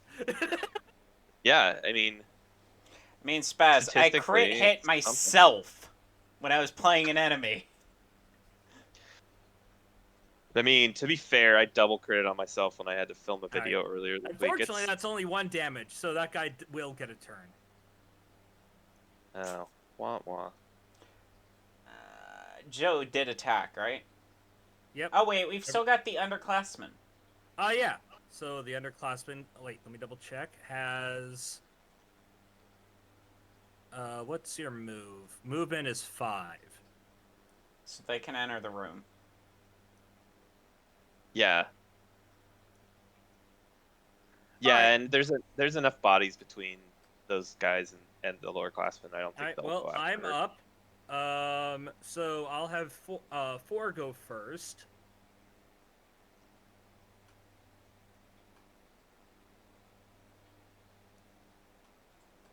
And the thrall has, what's their speed? Is 5, so 5 opportunities.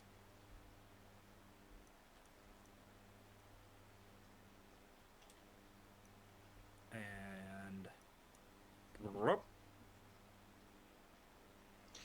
Yeah, I think so when I was learning game design, we made a board game based around high school cliques. 6. Oh my so gosh. that is 3 hits. To the bruiser. Yep. Oof. Yeah, so it was basically you had all these different cliques trying to take over the school, and each clique had their own ability. Leg, and head. Oh no. So Yeah. remember how you were talking about wanting to see the fortunes? We get Yep. to see one. Okay, so here's how it worked. Yeah, so I draw, Oh. and then Well, somebody here, else here, has to. take it. Well, technically, it's the leg piece. Yeah, you so drew the face. you can put that one back. I'm gonna draw this, and then somebody else has to read it to me. So. All right, I'll read it. All right. Temperance. Searing pain cuts to your leg as a blow lands halfway up your calf. A bone Ow. juts out against your skin like a glistening tent pole.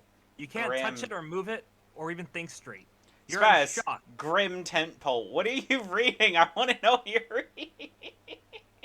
Look, your skin like a grim tent pole. You said glistening. That's right. I was like, wait, what? Like a glistening tent pole. All right, you can't touch it, move it, or even think straight. You're in shock, and your leg is broken. I was thinking to myself, I was like, I don't remember saying glistening, but that's kind of cool too. You know. What's it could be what's glistening in blood. Yeah, that's what I was thinking. You're What's a what's the Twilight affliction? vampire. You are afflicted with leg break. Shock prevents Like- you from activating during the next round. Reduce your movement to 3. Okay, all right. I think I played with another gentleman, and he got that same one. Okay. Well, that's unfortunate. You can put that back in the deck, though. Oh. I'll put it back in and shuffle. Perfect.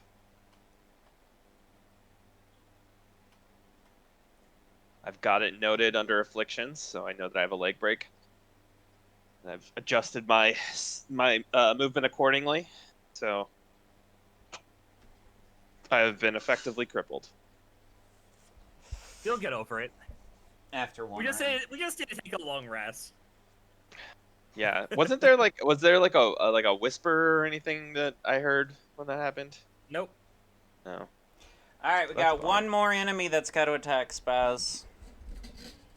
All right. Well. So it has 2 options. So I'm going to roll a D11, split it in half. Does it only Nice. have the ability to move 2 spaces? Well, it moves to whoever's closest. Yeah. Wait. All right. Viridian, high or low? Hi. It attacks you. Hey. Of course it does. It even Sorry. crit. It's like, yeah, no, that definitely you. All right, so that is 2 hits.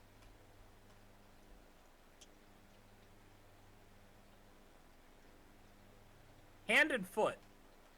Well, my armor is gone. And you take 1 damage to the legs. Okay.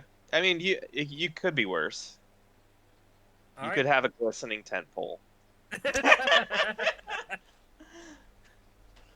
All right. Who wants to go first? Joe, why don't you go first? Oh, yay. Where are you on here? Kind of hiding behind Spaz. Can they go on the stone statue or no? Do they have to go out? Yeah, let's say yeah, like Yeah, you're standing on the base of the statue.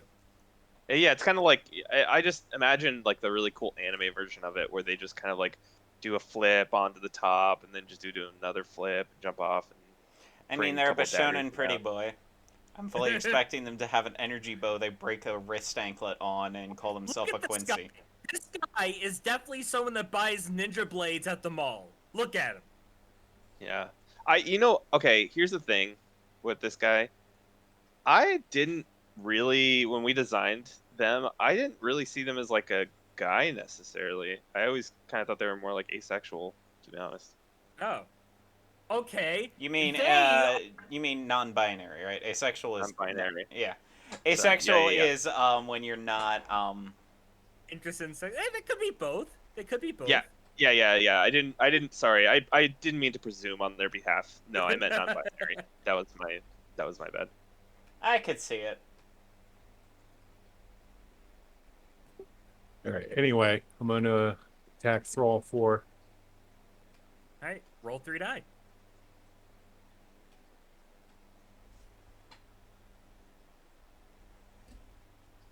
And it should teleport back up. What we got? 7, 3, 5. So it looks like he got 1 hit. Wait. You 7, 3, added 5, in cohesion, right? 7. That's actually a hit because they have a AC of 5. So yeah, you got 2 hits in. Nice. Yeah, I was gonna be like, don't forget the cohesion. Yeah.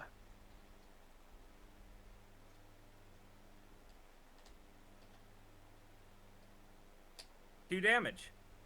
They are down. Wait. Which one did you target? I Full- think.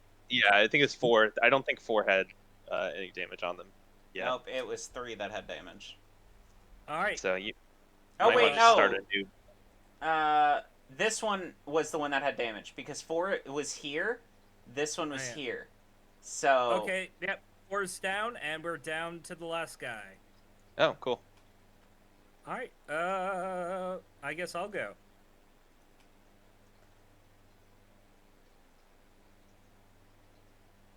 Nine and 6. No, 6 and 6.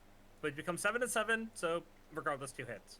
Yeah, I mean, they have an armor class of 5. It would have been a.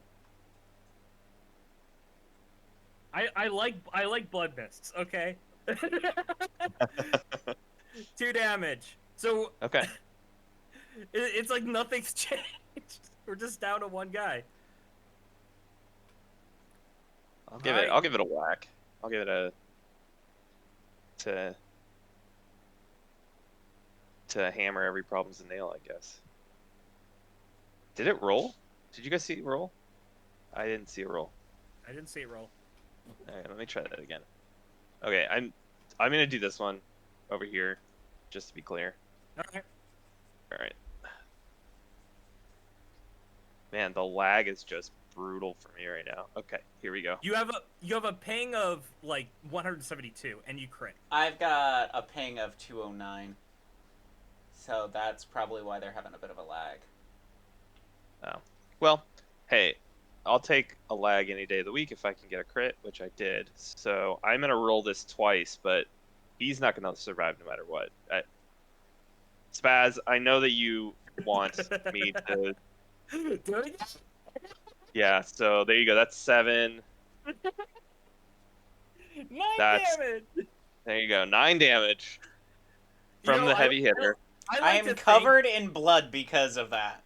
I like to think that, despite your calm demeanor, the tormentors really pissed you off, so you're just getting out all of your unspent aggression on them. I'm just mhm. picturing my character currently looks like Andrew, like Bateman from American Psycho right after they killed Yeah. the dude, and it's just like she's just like wiping her face off, just like, are you done?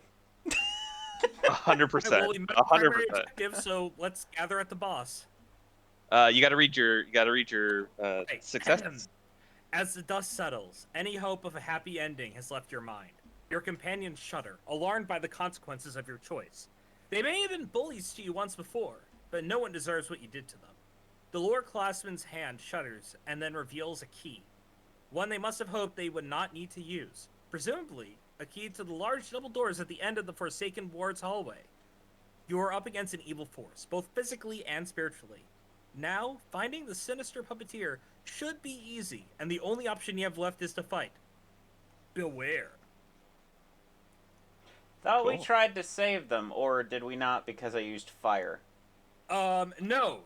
They would have died regardless. The only difference is that fire, after 2 turns, they would have just died. So, because I used fire, had we waited an extra turn, they would have just all died. Yeah.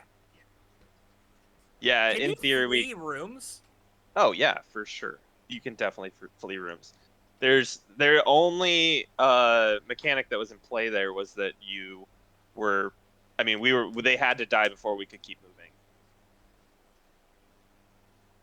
Alright, so we're down to the boss now. Okay, I'm just gonna move some stuff because I know that when we populate the boss, it's gonna just like blow up everything. Oh no. Oh no. Boss fight.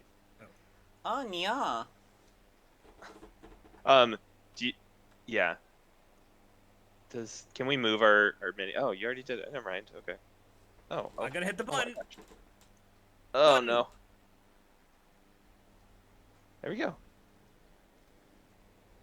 All right, guys. I'll read the boss intro text. Did you guys? I'm assuming that you did not read the rules for the boss, or did you? We did, but refreshers still help. I will. I remember, but I will read it. I'll go over it real quick. Okay. Well, here is the intro text.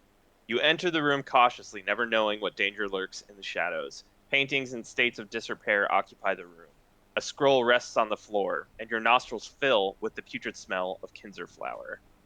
As you step forward to investigate the scroll, it suddenly absorbs into the floorboards, beginning a cacophony of sounds as the entire room begins to lock down. The walls creak, the floorboards shudder, and the door behind you splinters into dust, leaving behind a solid wall. Escape is not an option. And what is that in the corner? His dead eyes peer at the ceiling, while his 8 arms conduct a symphony of horrors, each limb twisting with purpose. The Grand Bastille is mindlessly working, controlling his thralls. Eerily, you sense his joy. An echoing gasp of air fills the room, and the Grand Bastille's jaw unhinges, collecting. One at a time, his arms stop moving, each becoming aware of your presence. His sharp fingers point and point and point. Those dead eyes of his move within his skull and motionless, but not without motive. He has seen you now. Good luck. And we each place our player characters and NPCs along the same wall as the entrance to the boss engagement board.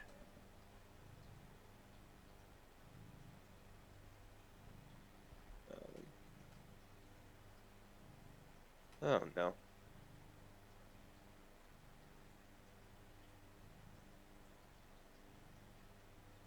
Okay.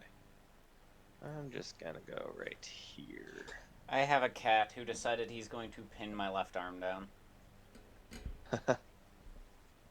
Oh, hang on. I should probably be, like, probably pretty central because kind of a sponge. So long as it doesn't hit your leg. Yeah, if it hits my legs, then I'm toast. This might be my fatal mistake right here. Wow, cool. Very epic with all of them kind of in a row. Well, except for the fact that the lower classman is looking in the opposite direction. Well, Yeah. let's fix that. Lower classman's lost. That's much There's your- better.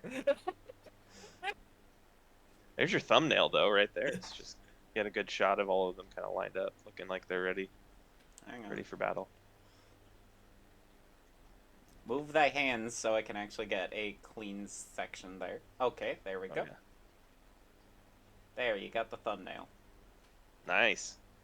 I'll have Very to cool. actually clip that specifically so we've got a thumbnail, but yeah. I mean, you could always just do it later. It's not like you need us here to clip it. Oh no, that's what I meant. I'm gonna have to clip it later. All right. I love how the signifier just looks like she's about to. Okay, I need to whip a bad boy. That's what it looks like. Kind of like a dominatrix stance. There's literally a class. I haven't officially named it yet, so this is this is tentative. Anybody watching this, don't be mad if this changes, but it's literally on like the like to-do list as dominatrix class. So there's a lot of leather in the bad guy's attire in the second ward of the game, and so it's like, okay, we've got like a whip wielding character, and we've got like a bunch of leather clad goons. Please tell me she It's like- uses a chain sword. I mean, she does now. Hang on, I gotta go write this down. You've got a dominatrix. They need the whip sword. You need Ivy. Yeah. No, I'm literally gonna go onto my Trello in another window real quick and just make a quick note. So thank you for that. I love how the Toxopholite. Thank you, Toxopholite is just looking like, oh man, here we go again.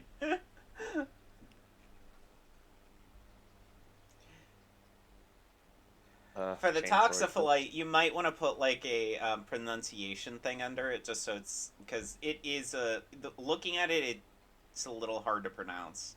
But if you did the phonetic thing like in parentheses under it, it might be easier to pronounce. Or even in like the rule book. Yeah, I like that idea. It's a common occurrence in this game, so much so that like there was a promo card that I put together that was like just intentionally like impossible to understand how you're supposed to pronounce it. Like it's got quandary in the name, so that just to like kind of laugh at the fact that all of these things are named after impossible to pronounce things. But in my defense, a lot of these are real words. Like I'm not like just pulling a lot of this stuff out of nowhere. Like Toxopholite is actually a term that is used for archers who practice archery.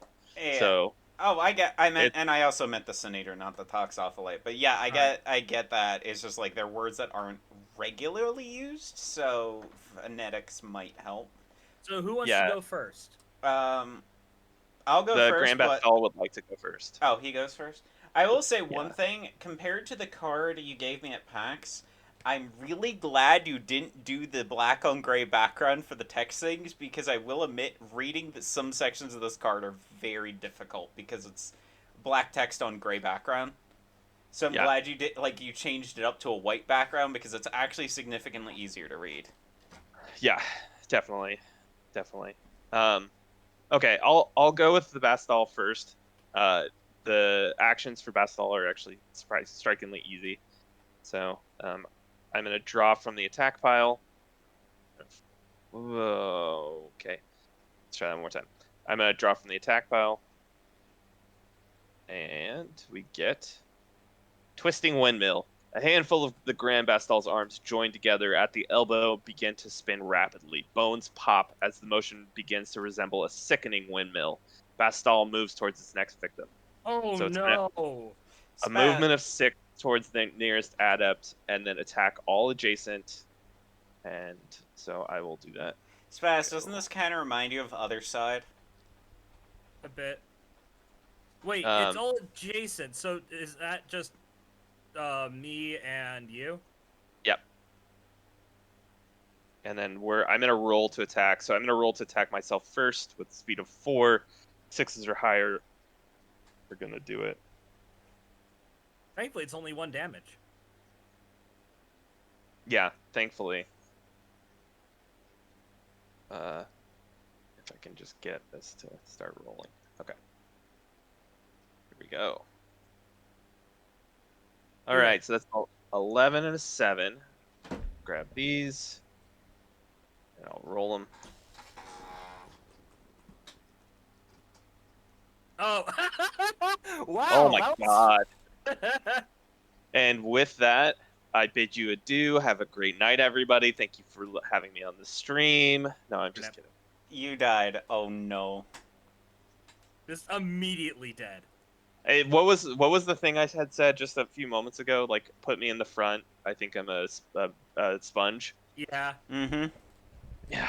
And Okay. I said, unless it hits your legs. Yeah. And it just swept me. But I can still attack Spaz. So we'll see what kind of damage he gets. Um, all right, I'm coming for you. I'm putting a video in One. chat in my Discord chat because I'm not gonna play it on stream just because I will get DMCA'd because this company doesn't like people using this song. But this is just what I'm picturing while we play this because this reminds me of one of the fights in Other Side. Um, the the gentleman who does this artwork, Ridley Art, he and I both play Other Side. He actually The brought up surgeon. This reminds me of the surgeon fight. Alright, what did he you roll? Was that leg? yeah, it's like it was a third leg. This I'm guy really obsessed. likes legs. Yeah, I'm obsessed with legs. No, but yeah, but so like we frequently will put on the soundtrack to Other Side when we're working, just because it's like it feels a little bit like the vibe of this game. It's also probably maybe like the color scheme that makes that kind of come through because there's a lot of like gray and red and black. But yeah, I see it. I totally see it. Sorry, guys in chat. I am not playing the song because last time I played this song on stream, I got a section of my VOD muted. And I actually don't want to have a muted VOD. So, if you guys want to see it, just look up Other Side Surgeon's Theme. I'm now just expecting I'm now just expecting a bunch of the gun women just to start doing this setup for killing the surgeon, where you just like Mhm. set all of them to defense mode. Alright, I will go Mhm. first. 1, 2, 3, 4, 5, 6.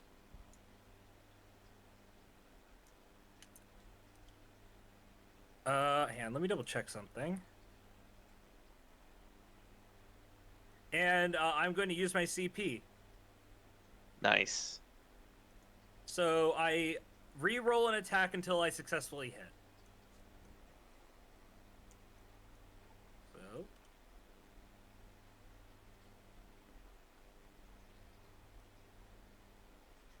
Oh, I'm sorry. We probably didn't go through the boss mechanics. Probably worth calling out. No, So, yeah. So unlike before, where you just targeted a monster, now we're targeting the individual parts of the boss. yep. And every time you hit, you draw one of the limb cards. Yep. And roll. You want to roll your damage before you draw the card. So it goes select the spot, roll to hit, roll for damage, then draw the card. To avenge you, I'm going to target his legs. Lovely. Take I out them like legs. Just if you. I was just gonna say something mean and sarcastic. Which ones would you call his legs? Which part? I mean, Yeah, which. whatever he's standing on. Okay, so you've got these decks right here, these 4 decks, and you will need to select from one of these. They each have their own armor class, and you'll need to make sure that you're in the correct position in order to hit them. Yeah. So. Wait. So all of these I have to be standing in front of him? Let's see. So, the Wretched Hand, you can be standing anywhere around him. In the Spectral Form, you can be standing anywhere around him. For the Twisted Torso, you need to be basically, you cannot be in a straight line on the 2 spaces to each of his sides. Oh, I see. Yeah, they're a little bit darker. It's hard to tell with my monitor. Yeah. I know. This is one of those things that just didn't translate well to digital. All right, so I'm gonna go for the the spectral form. Okay. So yeah, that- so 5 or higher. Yep. So that's 2. So let me roll damage. Okay, make sure to deal damage. Oh wait, actually wait, hang on. I can re-roll like. If I did announce I was going for his legs, so I guess that wouldn't be the spectral form, and I get to re-roll until I hit. So I'm gonna go for the torso. Wait, no, the hand, the wretched hand. So There you go. I'm just gonna keep on rolling until I hit. So not yet. My cat's even joined my lap for the fight. Wasn't that a 10 just now? Oh yeah, that was it. And that makes it an 11, Spaz. So 1 crit. Yeah, I was gonna say don't throw away a crit. Wait, do I re-roll the other die or just that one? No, you got your hit. You're Okay. Yeah, you're done. And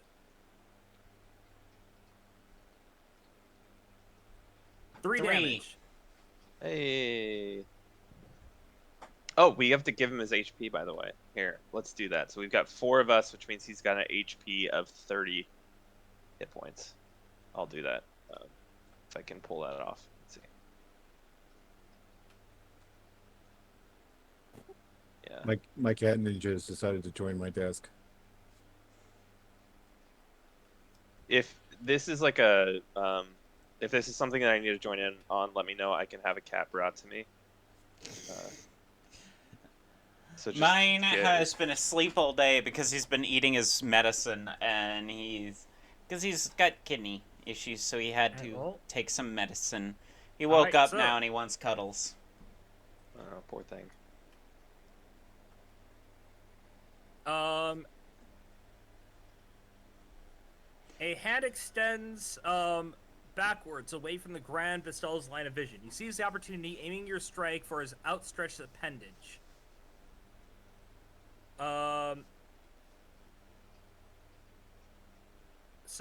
Successful. Hit your. So I resolve damage and discard. Do I get the scroll timid thing?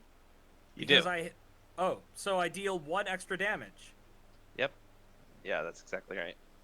And all attacks on Bestall gain +1 accuracy during this player phase. Hey. All right, so That would basically, be really nice of the guy that had a mystical hammer. wait, how many hit points does he get? 30. He gets 30. If you let's want, let's just put one down every time we deal damage till we have 30. how are you gonna know when you reach 30? We can You see. We are you can gonna count see them how all? many. Well, I'll tell you right now that if you take these and Viridian, if you hit Control C, Control V 5 times, then you'll have. Oh 30, no, I right? got it.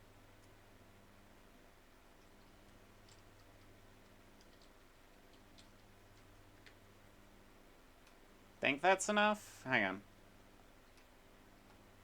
I think we're at 15. 20, 25, 30. Hey, there we go. Oh, whoops. Was not Oh, trying to no. pick that up. Pick up the cards, Oh. Spaz. You picked them up.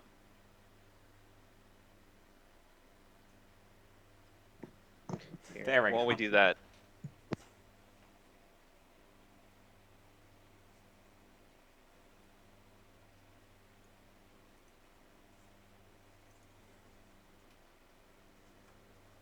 So right. I dealt 4, so that's 1, 2, 3, 4. Move the underclassmen, then I'm gonna go. I can't. It's not the underclassman's turn. Wait, how do we tell whose turn it is? It goes us, then NPC, then boss. Okay, so yeah, I'm gonna go that's great. next. Oh, hi. So, Oh, hi. 1, 2, 3. Yeah, there we go. Oh, yeah. Kitty! My range, I can attack up to 2 tiles away, correct? 3 tiles? Or 2? 2. So... Alright. Are you annoyed? Let's see here. And I have attuned, correct? You do Alright. have a 2. Oh god, I lost my 1 constitution. What does the constitution thing do? Oh, yeah. It reduces damage by 1 when you are hit. So technically I should not have one of these X's because I had constitution till my armor was destroyed. Yeah, literally, I would be alive right now if I had remembered that mechanic. Wait, Well, you it's can... not too late. Yeah, it's not too late. You can always bring it back. I mean, is it, though? I mean, I don't know. It feels...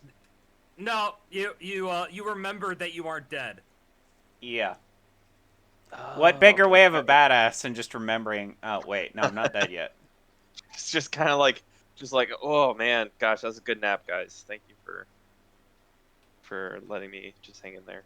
4 and 1. I don't think I hit. What did I need to roll to do damage? Where were you targeting? I was targeting arms. Then All you right, needed sorry, I lost connection. I'm back though. you needed a 7. You needed a 7 to hit, which you did not have. No, I do not. Okay. All right, so theoretically, yeah, we'll just say that you're back within affliction. Cool. All right. Well, then in that case, I'm gonna take a stab. I'm gonna swing at his twisted torso. I'm gonna use this black dice. I'm gonna roll it. I'm fully expecting Red Mother to come out in the middle of the fight and give us a scythe dancer. All right, so that- you got 4 plus 1 from. Oh, not enough. what's the bonus for this round? +1 to accuracy. Oh, gain +1 accuracy. So that would have been. Wait, 6. wait, hang on. I had rolled 4. If I get a +1 from Cohesion, that's 5, and then +1 would make it 6. Yeah. So neither you nor I would have made it. Alright. We're just short, just shy. But okay, I made joke about other side, but I actually in one run without having to die or restart made it all the way to the maid. I only lost on the maid. Wow. On my literal first run when I was streaming. Hey. But that's it's pretty really, I don't think it's possible to beat the maid in the first run, even with the Scythe Dancer, just because your units are going to be too badly damaged and not have not enough perks to be able to deal with her. Mm-hmm.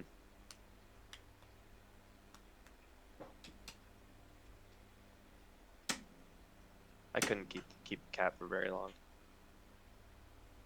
Poor thing. He's squirmy. All right. So Yeah. did Joe go? Joe, it's your up. All right. Melee, so I have to move up to him here. Mm-hmm. What do you attack and pick one of the body parts? It'll tell you where you have to position to attack. Targeting the arms. All right. Beat a 7.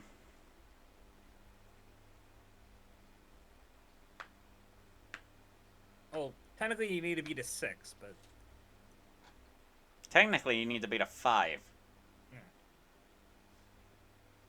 so yeah, roll 5 or better. No pressure.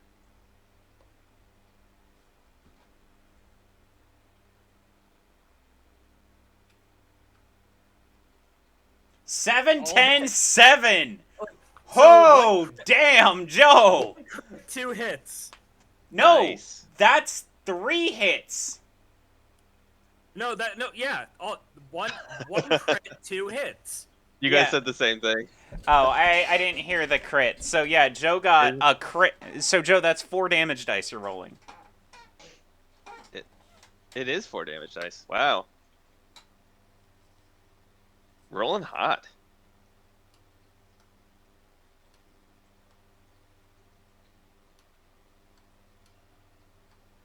One, 2, And one of them rolled off the table. 4, but then this one was the one that was already still there.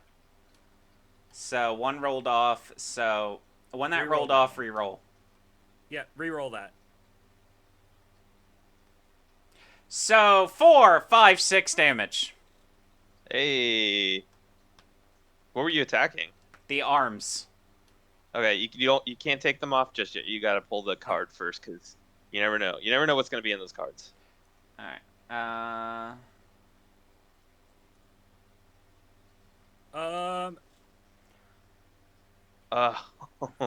Brutal. You get all damage. All that damage for nothing.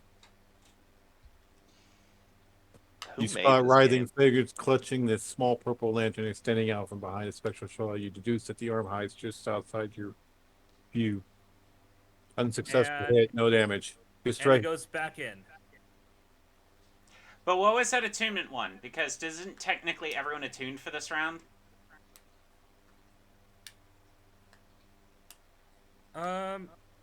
Due to the Scroll attunement? No, we all had +1 accuracy, but I don't think we all had it too. Yeah, correct. I wasn't sure because I knew that Spaz has basically had the. Alright. So that's 7. Did you know that was coming? Did I know that was coming? No, I did not. Okay. I did not. Yeah. Unfortunately, like I just am not as good at remembering things to know what the order that everything is sorted in the decks. This really does feel like another side boss fight, though, like with the mechanics and everything. Well, next up is the NPCs.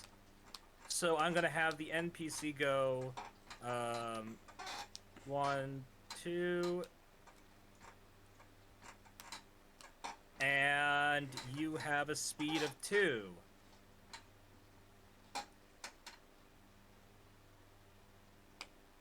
All we're missing is the shield bearer, the gunslinger, the sword master, and the scythe dancer. Well, that's one. That's 1. And no damage. Boo. All right, who wants to? Or I guess it's not who wants to, because I think Joe. I think you're next. Yeah. So draw from the attack pile. This one right here. No, hang on. There. Oh my gosh, what a mess. And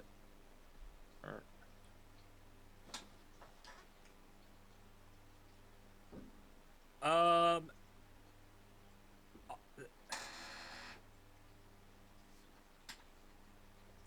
Ah, See here. shit. None of us are deaf. How would you become deaf? Head injuries. Same way you. Oh. Yeah, I was gonna say the same way you become. What do I have? Leg Broken leg. Yeah. So we all lose. Oh, we lose all of our insight, which means that we no longer deal. We need to spend a turn to get back. No, The attunement. Insight affects attunement, Spaz. Yeah. Here's the question. Would I lose attunement because of how my item works? Yes. Yeah. Because you only get that attunement if you have two or more insight. Correct. How do we get the insight back, out of curiosity? You'll need to spend a action to gain 1 insight. And then spend another action to gain the 2nd insight. And then and only then can you have attunement. I'm going to put the scroll back on your card, though, because I'm pretty sure you were never supposed to get rid of it. I wasn't sure because we used it up. That's why I was like... I didn't stop you because I was thinking to myself, it's not like it's going to come in handy later. Boy, was I wrong. I can't use its effect, though, can I? You can't, but that doesn't matter. What matters is that you need scrolls in order to use the Enlighten action. And I have no scroll, so I can't get mine back. You do have scrolls. You both have a scroll. Oh. Yeah, you didn't lose yeah, your... I see. Yeah. So basically that means Spaz and I have to go prone for 2 turns to get our bonuses back. If you want your bonuses back. So it's a calculus you kind of got to do. Not a very fun one. Which... Who designed this game? Right? I have an idea, Spaz. Why don't we each alternate 1 turn of attacking, the other turn inciting, so that we can each gain 1 insight and then attack. Well, another's attack, so it's not one of us just standing idle for 2 turns. Yeah. Fair enough. I like it. That's good. All right. Good strategy. Do you want to? I'm already the farthest away from it, so I'll use my move action to get more considerably out of range, and then do my insight. All right, then that means I'll attack. I'll go here and spend my action to get back 1 insight. And I'm done.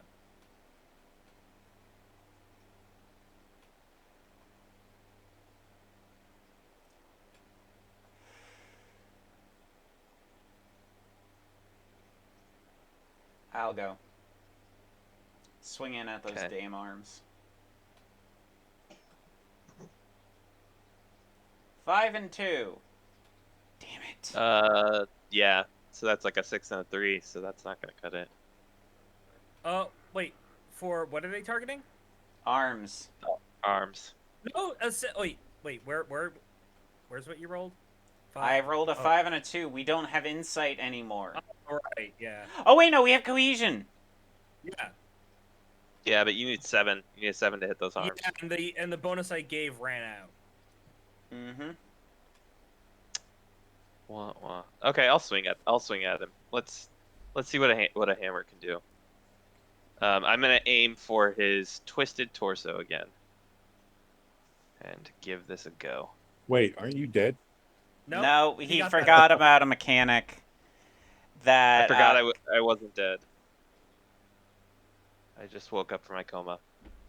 All right, so that's a crit. So I'm gonna roll my relic weapon die, put it over here, and let's just see how much damage we can rack up. This is where things get fun. Okay, so that is a 4. I'm gonna roll my second one for the crit. That's another 4, so 8 damage. Let's see if it gets negated. Oh, I got it. Flip. Okay, what do we have? -2 damage.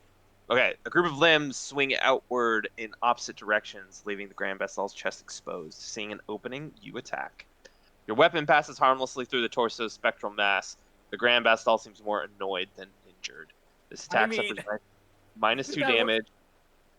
maybe if it wasn't your fucking hammer going through him. Yeah, right. Resolve damage and place this card back into this damage center at random. Okay, so I'll move the damage if you do the card. Yep. So that's 6 damage. 1, And shuffle. 2. Nope, I only did 1. Can you do 5 more? I literally cannot get them to work. Yeah. Thank you.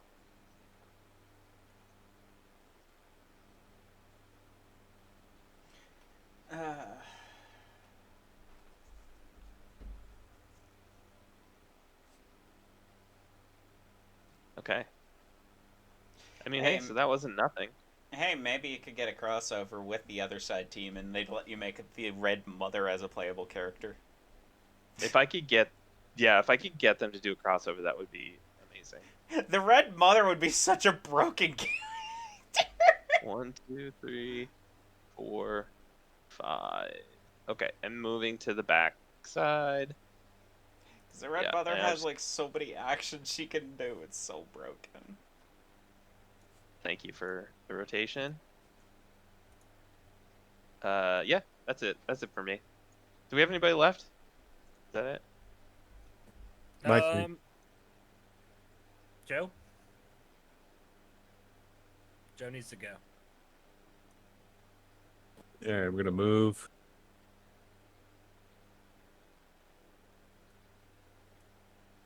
Then I'm gonna attack the torso. Yeah, kill it. Stick it. Stab it.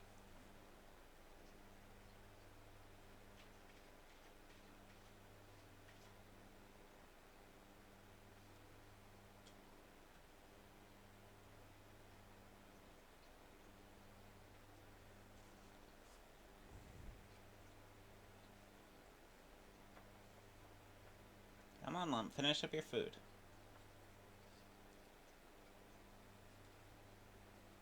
Nine, so that's 2 hits. Nice.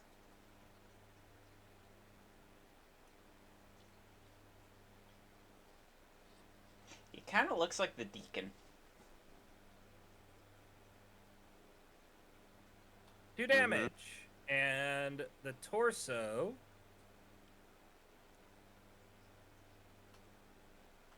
What we got? Hey. Oh, it wasn't a critical, so unfortunately. And disc. All right, so yeah, just Oh, I'll read it. You set your sights on the Grand Bastol's torso, timing your blow to avoid the undulations of its twisting arms. Your strike rings true, catching the Bastol catching the Bastol square in its torso. The muscles, if you could call them that, convulse around the point of impact. It looks like that must have hurt. So yeah, you a successful hit. Awesome. And two damage. 2 fewer than he had before.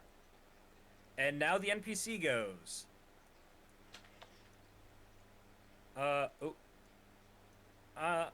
I'm gonna have the NPC target. Where is the All right.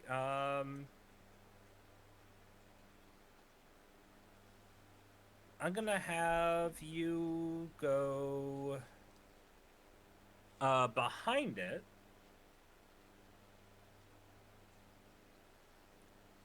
And target its torso. And wards would be different variations of games. So, like, you could finish one ward for a game and then play the next one for the next one. Womp, no hits.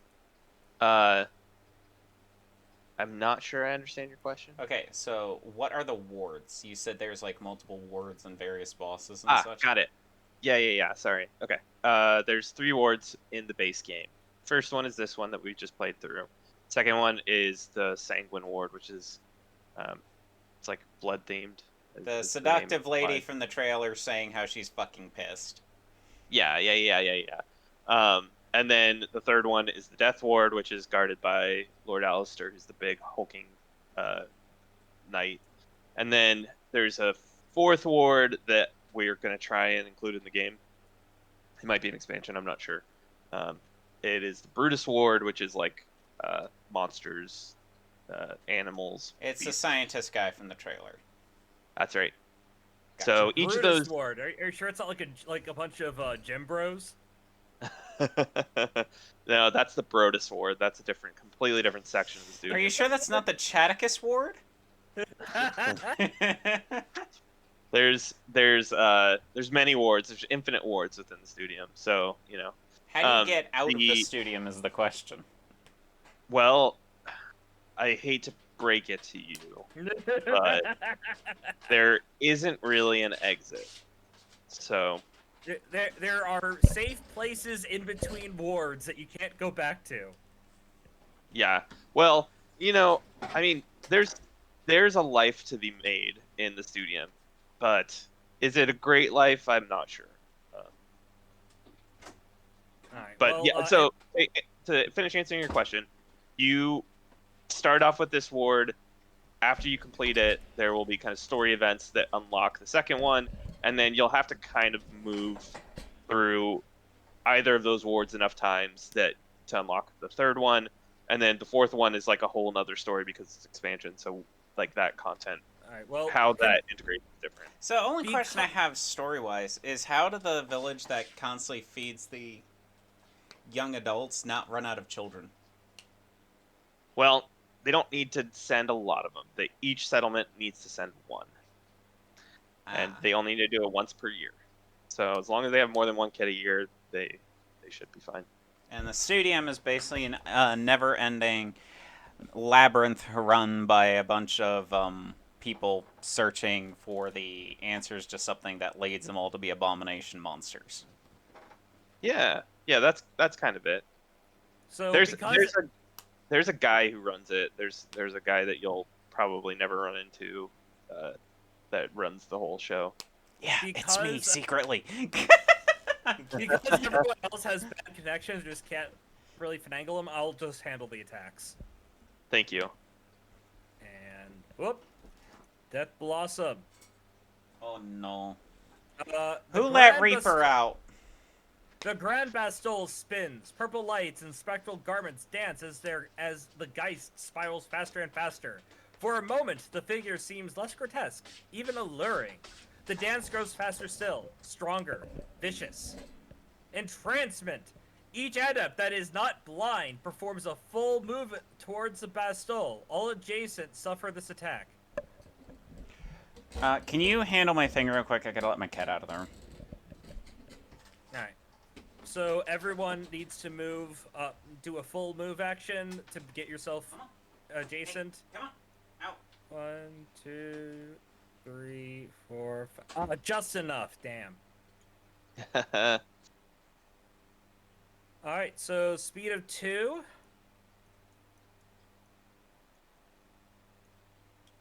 Who are you starting with? I'll go, clockwise. So starting with you. Oh, whoops. Okay. Man, I didn't mean to let go. 1 hit. And that's... Yep. So you... Let me guess. Is it gonna be foot? No. It's oh! gonna- It's your Oh. armor! Well, I'm Soak gonna it. use my one Constitution to just say nah, nah. I'm fine. I'll pass. Okay. And so next up is the signifier. 2 hits. Sorry about that. I'm back. Um, Also, to clarify what my question was with the different wards, you carry your characters over to the next one? Yes. Okay, so it could be like a game you could pause after each ward, then continue, and then just see how long your characters make it. That's exactly right. Wait, And so- the more rewards you play through, the more likely your character is going to be to survive. But the more likely they are to be forever changed and potentially one day So become the enemy that you strive to defeat. so if you lose all of the the armor health, you no longer get its bonuses. No, you still get your bonuses. It's not gonna do much in the way of protecting you. It's like, you got a giant like thing of plate mail and there's a bunch of holes in it. Like you'll Okay. still, if it's So- magical and it's giving you bonuses. All right, so you take 2 damage. Which do you want? Pick a number, 1 or 2. Here's the question I have: is why are we all within close range? I was 2 tiles away, and you were several. Basically, we got entranced and we were forced to walk to him. Okay. So pick a number, 1 or 2. 1. Take 1 damage to your leg.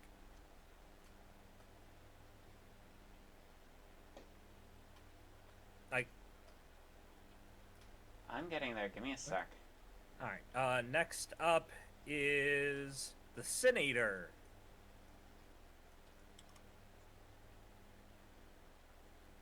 Was that 2 hits? Accuracy of 2 hits. Wait, let me whoop and So we lose the Constitution when we take the damage, or does it just reduce it? All right. So that's It 1 damage to your hand and 1 to your body. So you only take damage to your arms, Joe. You retain the Constitution bonus and you only reduce the damage. Oh wait, so then I could have just ignored that damage there because it was only 1. Right. All right.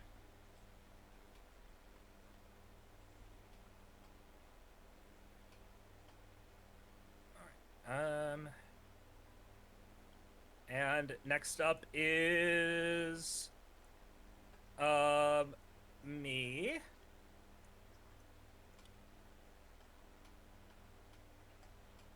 That's 2 hits. Leg and hand. The first time I've been hit in this. No, second time. Leg and arm. Do you have Constitution or anything? No, you have no bonus stats. Outside of Squishy. Speed. Squishy. Oh wait, why was I? Oh yeah, that was for the NPC, and the NPC takes no hits. Hey. Go lower classman. All right, that was a big attack. Could you just imagine if I was playing this blind and you see my character spinning? It's around. All right. Spinning the flail around while completely blind. Everyone's like, "Oh fuck!" All right. Well, I'll go first. 1. So that's 1, 2, 3, and to here. And I will try and shoot you in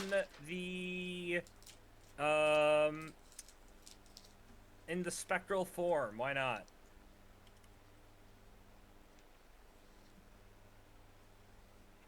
Five and 1.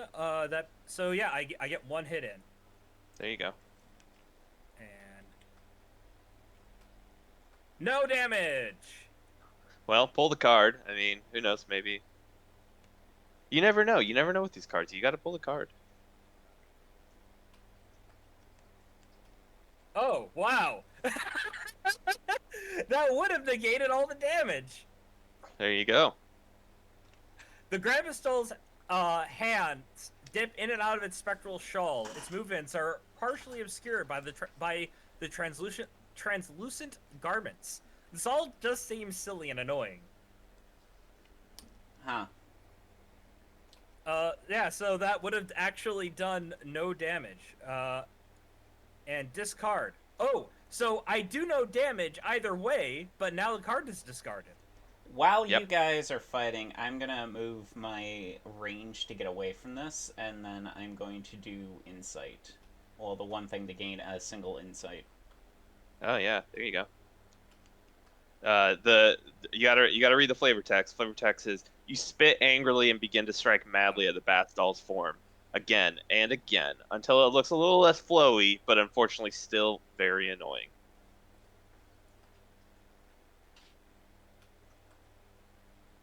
There you go. Always draw the card. You always gotta draw the card. You never know. All right, I'll go next. I'll take a swing. I'm gonna stick Oh, to what I'm. here's an important question.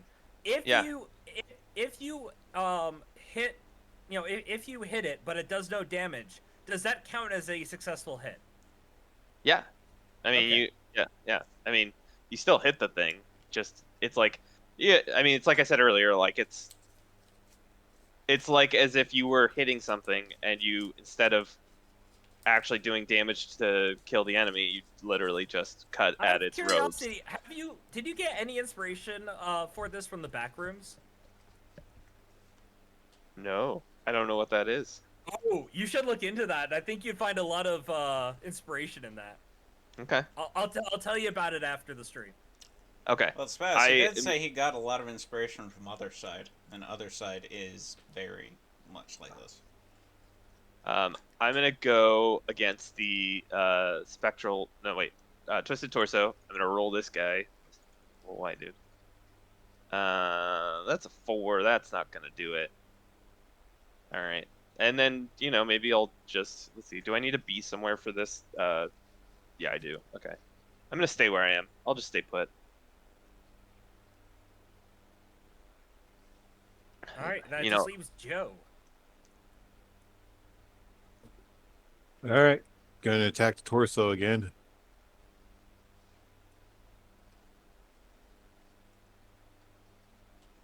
What happens if you run out of body part cards? It goes to Ah. critical. yeah. You were attacking the torso, you said?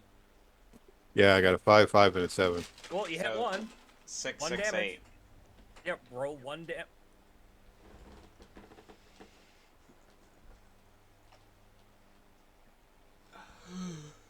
2 damage. But Hey. before you deduct those, torso and Successful hit.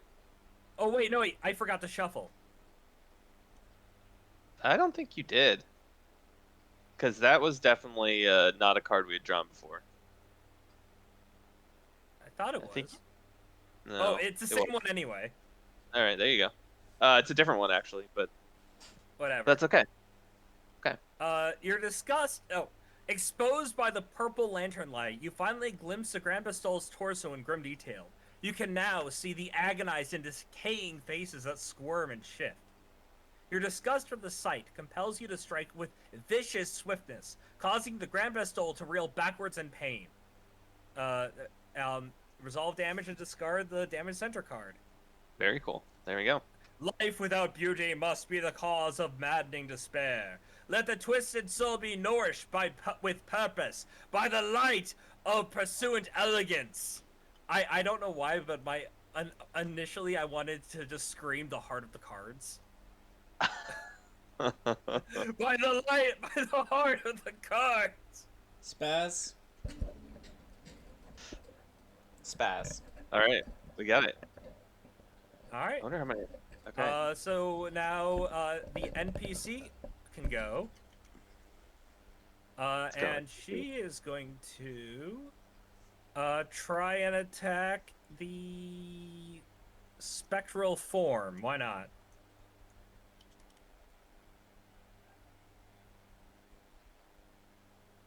Hey. That 2 hits. Yeah, that'll do it. Wait, do they get cohesion? No. In that case, 1 hit. Yeah, 1 hit. And that let's will hope. be no damage. Spectral form or twisted torso. Oh wait, that was spectral form. There you go.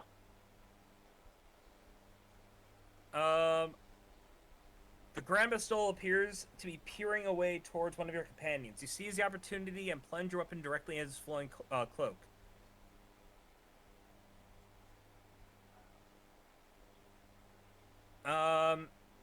Unsuccessful hit. No damage. Oh, nothing really comes of it because they don't have scroll attunement and it was a successful hit. But no damage. All right, yep. So back in the spectral form.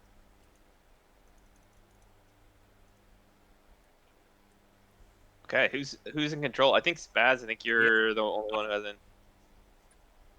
Yeah. Infatuation. Oh boy. The Grand Bastille catches sight of an adept and suddenly freezes. Its blank gaze shifts and rests affixed upon its next target. Bastille's body suddenly begins to ripple uncontrollably. Entrancement. Bastille targets the adept that is furthest from it. If multiple adepts are equally distant, each rolls 1d11. The lowest roll suffers the attack. Ignore if blind. That's me. And you lose 1 insight. Ugh. Also, all future attacks why must be drawn. I was supposed to be here because it was 6. I don't know why I got moved back because it's only And 5. all future attacks must be drawn from the strategic target pile until there are none remaining. And that lives right here. So I have to attack from that pile now. I can't auto target. No. You can target. Yeah, it's the Grand Bastille. It's kind of focused on you now. Yeah. God damn it. Yeah, he likes you. God damn it. This is what I get for picking the whip. So I'm going to use my turn to get back an insight, and I am now reattuned. How very Wow, enlightening. how very nice for you. This was what we agreed upon! Yeah, I would be attuned this turn too until some creepy monster decided it liked me. Uh-huh. I mean, it's a shame it didn't target me, because if it was, I could just start using positioning. You and I are both ranged characters. We can both do positioning. Oh, then, yeah, you can just start using positioning moves to try and save yourself. Wait, remind me on positioning again? No, you don't have positioning. I get positioning from my armor. Ah. Positioning. Use an action to automatically dodge the next attack targeting you. Ah, oh, right. I was thinking you just meant ranged attacks. No. Okay, Alright. I'm gonna give it a roll. I'm doing this black dice Oh, right you here. crit. Hey! Cool. And sorry, I was supposed to pick my location, but it was gonna be the Twisted Torso. It doesn't really matter if you crit. Yeah, that's a good point. I didn't think about that. Now I can just like, but you never know. I mean, like maybe if I had picked a different location Alright, in so my roll your mind, damage. if I had picked another location in my mind, it would have been an entirely different outcome. Okay, this is gonna be the dice that I roll, and I get a 2 plus a 2. 4 damage. That's not All right, nothing. all right, And you targeted the torso? that's right. Leaning We got- backwards, the Grand Bastille's arm shifts outward, exposing its writhing torso. You step forward to strike the open target. Well, it was melee, so unfortunately, negate all damage. Bastille attacks. After attack, discard this damage center card. So all right, speed. I'll roll the attack on myself. All right. Don't forget to I- discount your endurance. Yeah. Okay, that's a 10. That'll do it. And sucks. Ed. Okay. Well, that'll Wait, what about your Constitution? didn't do much considering it's a 3 damage attack. Oh. Yeah. So. All right. Well, I'm not dead. Hey, maybe you'll get blind and be lucky for the rest of this match. I don't know that we're gonna get another round where that's gonna matter, but hey, if Jim, we you get wanna go? to that point, It's my turn to go. Oh, it doesn't really matter. I'm going We just all- because I want to get this done and over with because I've failed every single hit so far. and on that note, I'm just cannon fodder this round. Okay. All right, Joe, you're up. Yay. Was that a roll, or were we just picking it up? oh, that Oh, was there- me.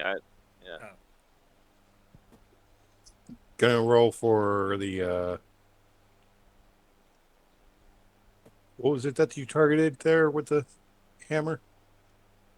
The torso. Torso. Yep. All right, going for the torso. Yeah, good call.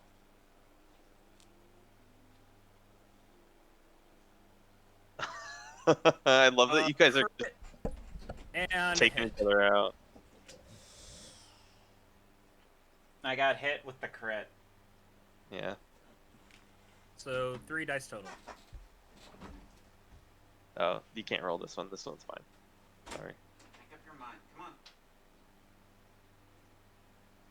Come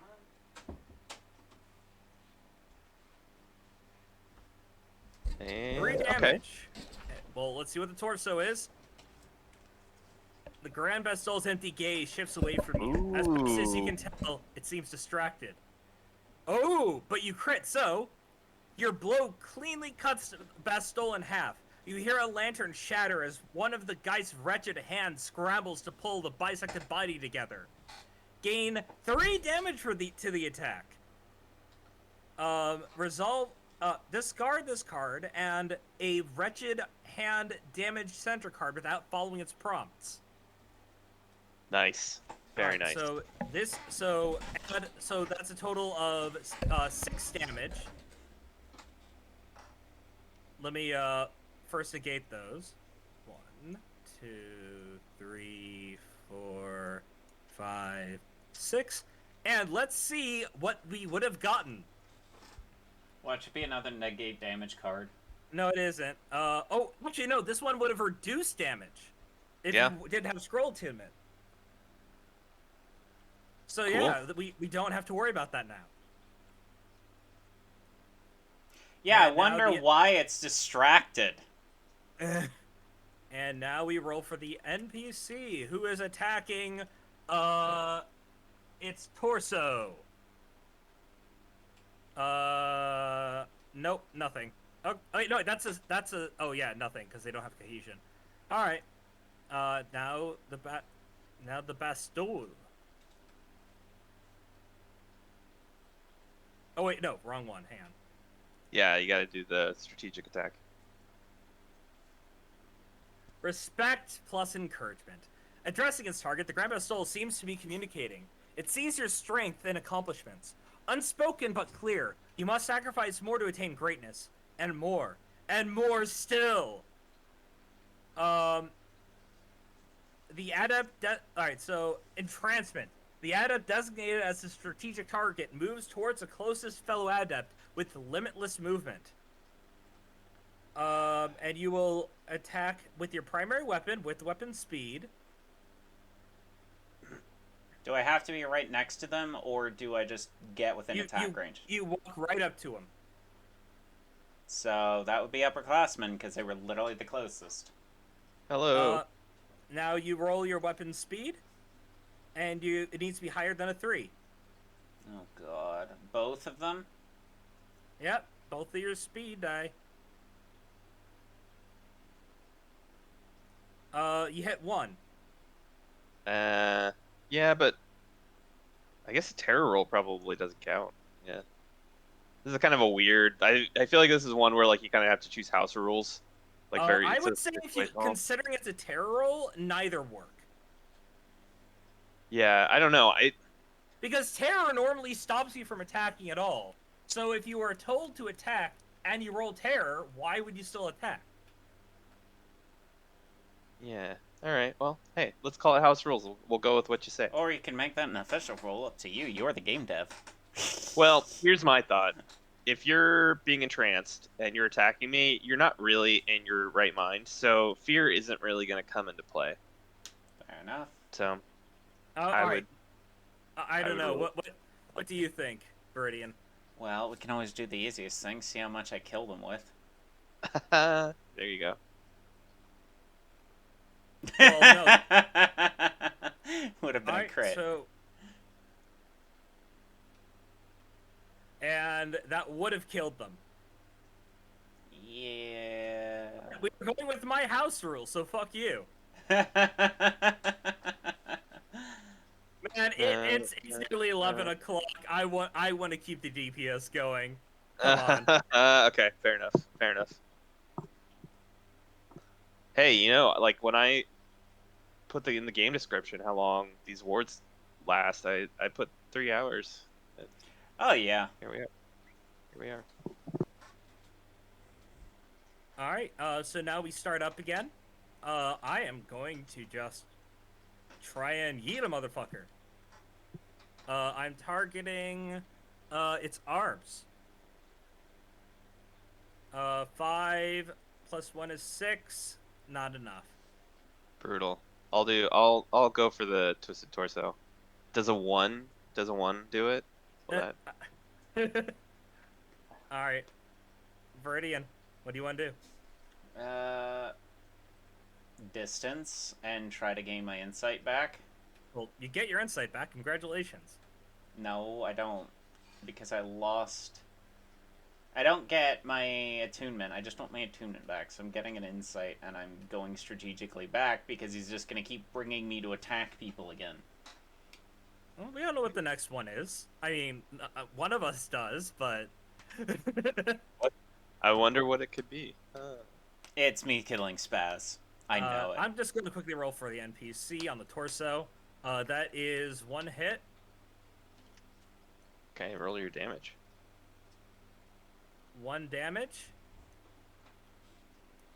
Standard attack. It does no damage. Boo. And then put the card back at random. I will say I do like being able to just have a button to shuffle. Right? It's pretty neat. How do you get to critical wound? You got to get through all the cards. Yeah, you got to get If through all the it cards. says put it back into the deck, does that mean that has to be the last one you do? You gotta read the cards. You gotta read them very carefully. There is a way to get through every single one of these decks. Oh, you'd have to hit it with attunement, right? Ah, hey, look at that. There you go. All right, and Joe, you're up. All right. As any good rogue, they have done the most damage this game.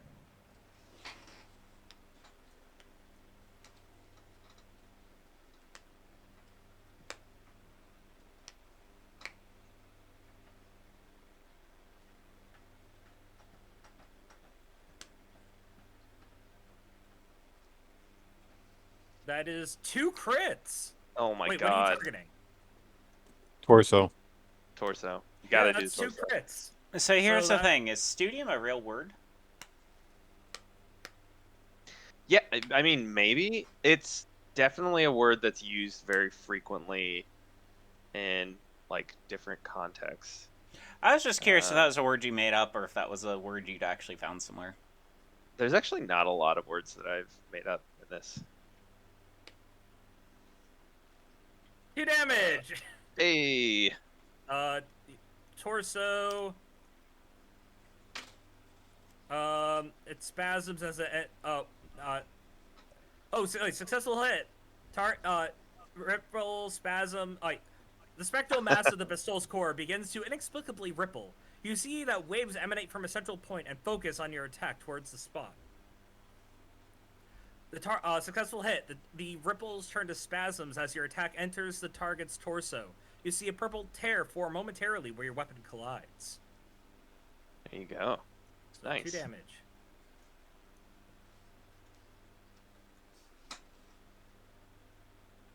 Fair warning on the torso, we're reaching the point where you are very likely to need to hit it with attunement. Why do you think I'm trying to get attunement back? I know. I'm warning the other two. All right, so Bastol's turn, and they are doing the strategic attack.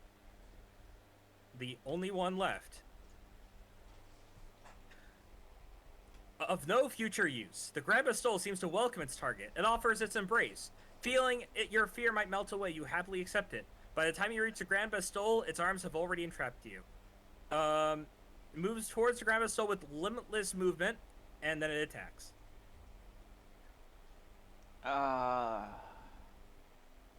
So 1 speed, but it's very likely to hit. It hits, and deals 3 damage. Which I take 2 of.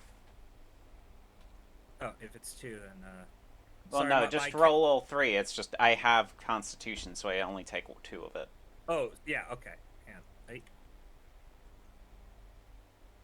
And head, body, arm. So you can ignore one of them. So I recommend ignoring the head. Duh. Wait, no, I'm looking at the wrong person. Yeah, I'd recommend ignoring the head. Wait, no, I'm looking at the wrong person again. Oh my gosh. Who are you Uh, talking to? The person who got hit in the head too many times, apparently. well, yeah, It was you. Ugh. and Okay, I want to go first. I'm just gonna. I don't know if there will be another strategic thing, so I'm just gonna. It's possible, but unlikely. Oh, hey, I'll take that crit. Man, I've been rolling good today. This is like. Oh, sorry. I think I was aiming for the torso, but now you kind of got me a little worried. No, there's 3 cards in there. We're good. The torso was what I was thinking, so I can't turn back now. All right. That's a 2 and a 1. Guess I'm keeping You. The Grand Bastille has stopped moving. Its twisted torso suddenly straightens and freezes in place, resembling a grotesque tree trunk. It would seem that there's nothing to do but hack away at it. So you deal 1 less damage.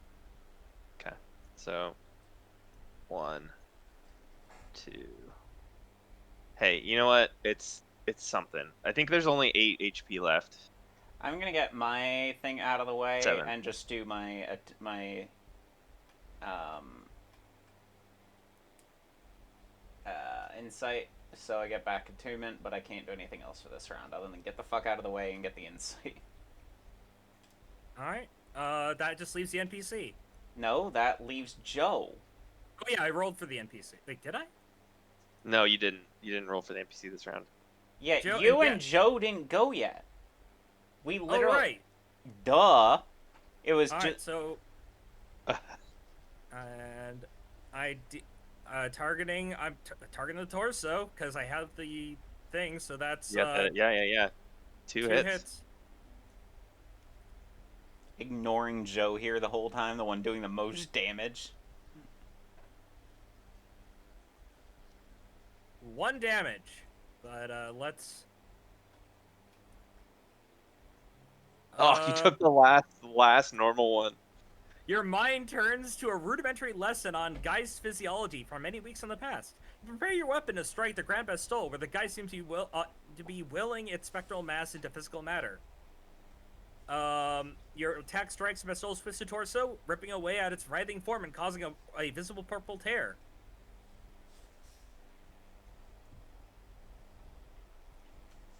There we go. Joe, your go. Did you pull your damage tokens No, not from yet. there?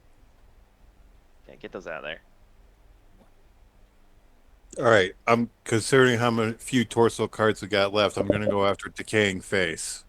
Nice. You're right where you need to be for that.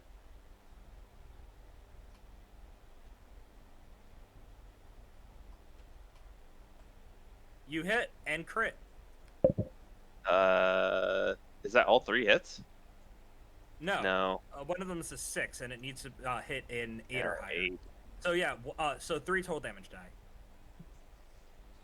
I don't want to jinx you yet, but this might be the longest I've seen anyone go with the Sin Eater not rolling terror rolls. That's 2 damage, but Why? No damage. Oh, wah, wah. How's this? Oh, because of the fact that the Sin Eater rolls so many dice. Exactly. Well, I mean... Oh wait, do we both pull? No, I think you pulled the whole deck. I don't think you pulled from the top. That's 5. Here. Everybody stop. Everybody stop. I got this. All right, nobody grab anything. Nobody touch anything. My connection finally got better, so go. Okay, try again. Hey, there we go. So, 1 less damage. Okay. So is that 2 damage total? Oh, let me read it. The decayed face twists around 180 degrees as the Grand Bastille attempts to track one of your companion's movements. Seizing opportunity, you strike downwards through the Geist's turned head. Conventional weapons seem less effective against the Geist, but the blow seems to have some effect on the Grand Bastille's concentration. Thank you for reading it. Somebody had to go through the trouble of writing it. So. Have you been able to hear my cat just yowling? No. Oh, Discord has been doing its job then. Nice. Now I heard it. He was like, "I'm sorry, what? They can't hear me, father." Alright, now I it's believe the NPC. Yeah. NPC. Hey, Hey, targeting the can't do the face. Yeah. arms. Yeah. It has One hit. arm or the spectral form, I guess. Oh, one. I already said arms, so one hit. Nice. And no damage. I mean, to be fair, I've also gone this whole game without a terror roll. Oh, really?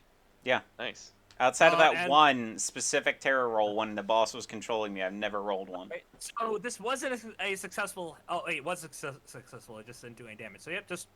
Boop. Okay. And now it is the Bastille's turn. Back to this. Reckless Smash. Moves so close. Alright, the Grand Bastille hastily moves to attack the nearest adept. Preparing to strike, it grips one of its lanterns tightly, intending to perform a blow using the object as a weapon. So it's near the closest adept. Attack all adjacent. If not adjacent, perform trembling entrancement. Well, there are 3 people, all of which are viable targets. So I am going. I'm going to use this. So NPC is no swords. Our upperclassman is 1 sword, and our weave is 2. Oh, there you go. Wait, hang on. There we go. Good use of the D6. And 2. It's hitting our rogue. With 1 speed.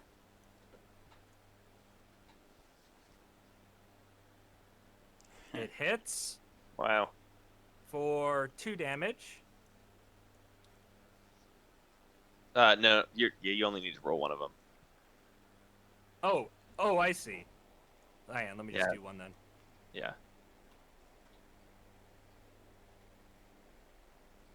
2 damage Oh. to the legs. Good news Good thing is, that wasn't me. that doesn't lead to a critical wound. It doesn't overflow. Yeah. Yep. Exactly right. All right. Now you gotta attack the other 2 of us. Oh wait, it attacks all adjacent. Oh, I see. Okay. So next up, I'll do the NPC.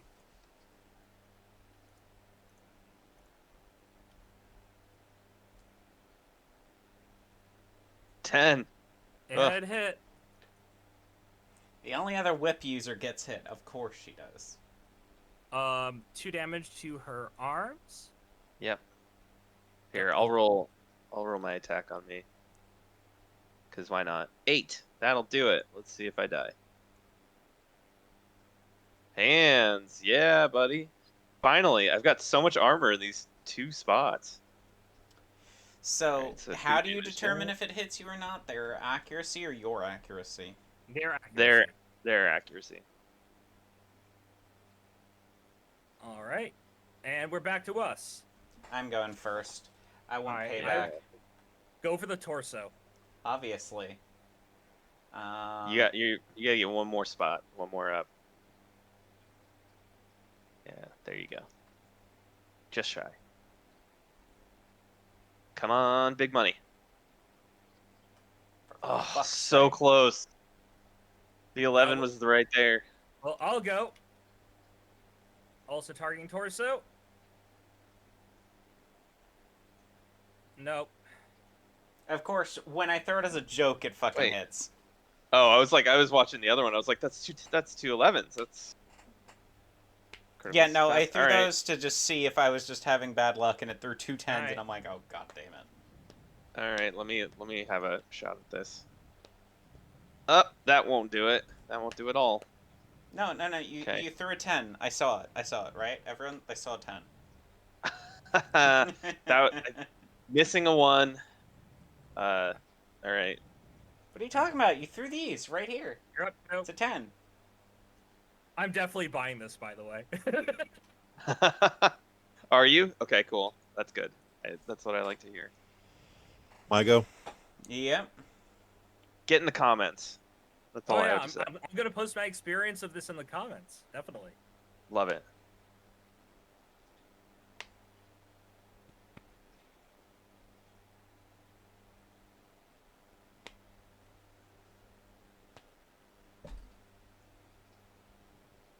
No action. Oh, it was bound to happen. I had to say something, didn't I? And then I just ruined everything. And now NPC goes. Targeting. Let's go for the arms. I think I've done 1 damage to this boss this entire fight. Can the Lord Classman crit? Did it? Did she? Yeah. Yeah, okay. All right, let's go. All right. Let's go. Kill him, little classman. Yeah, that's right. There's only 4, so as long as she rolls 4 damage, we win. Yeah. Ha Hang on, guys. Lord Don't celebrate. Classman finishes it off. Don't celebrate. Don't celebrate. It's too soon. You Oh, have right, to yeah, draw the we card need first. to roll. Yep. Wait.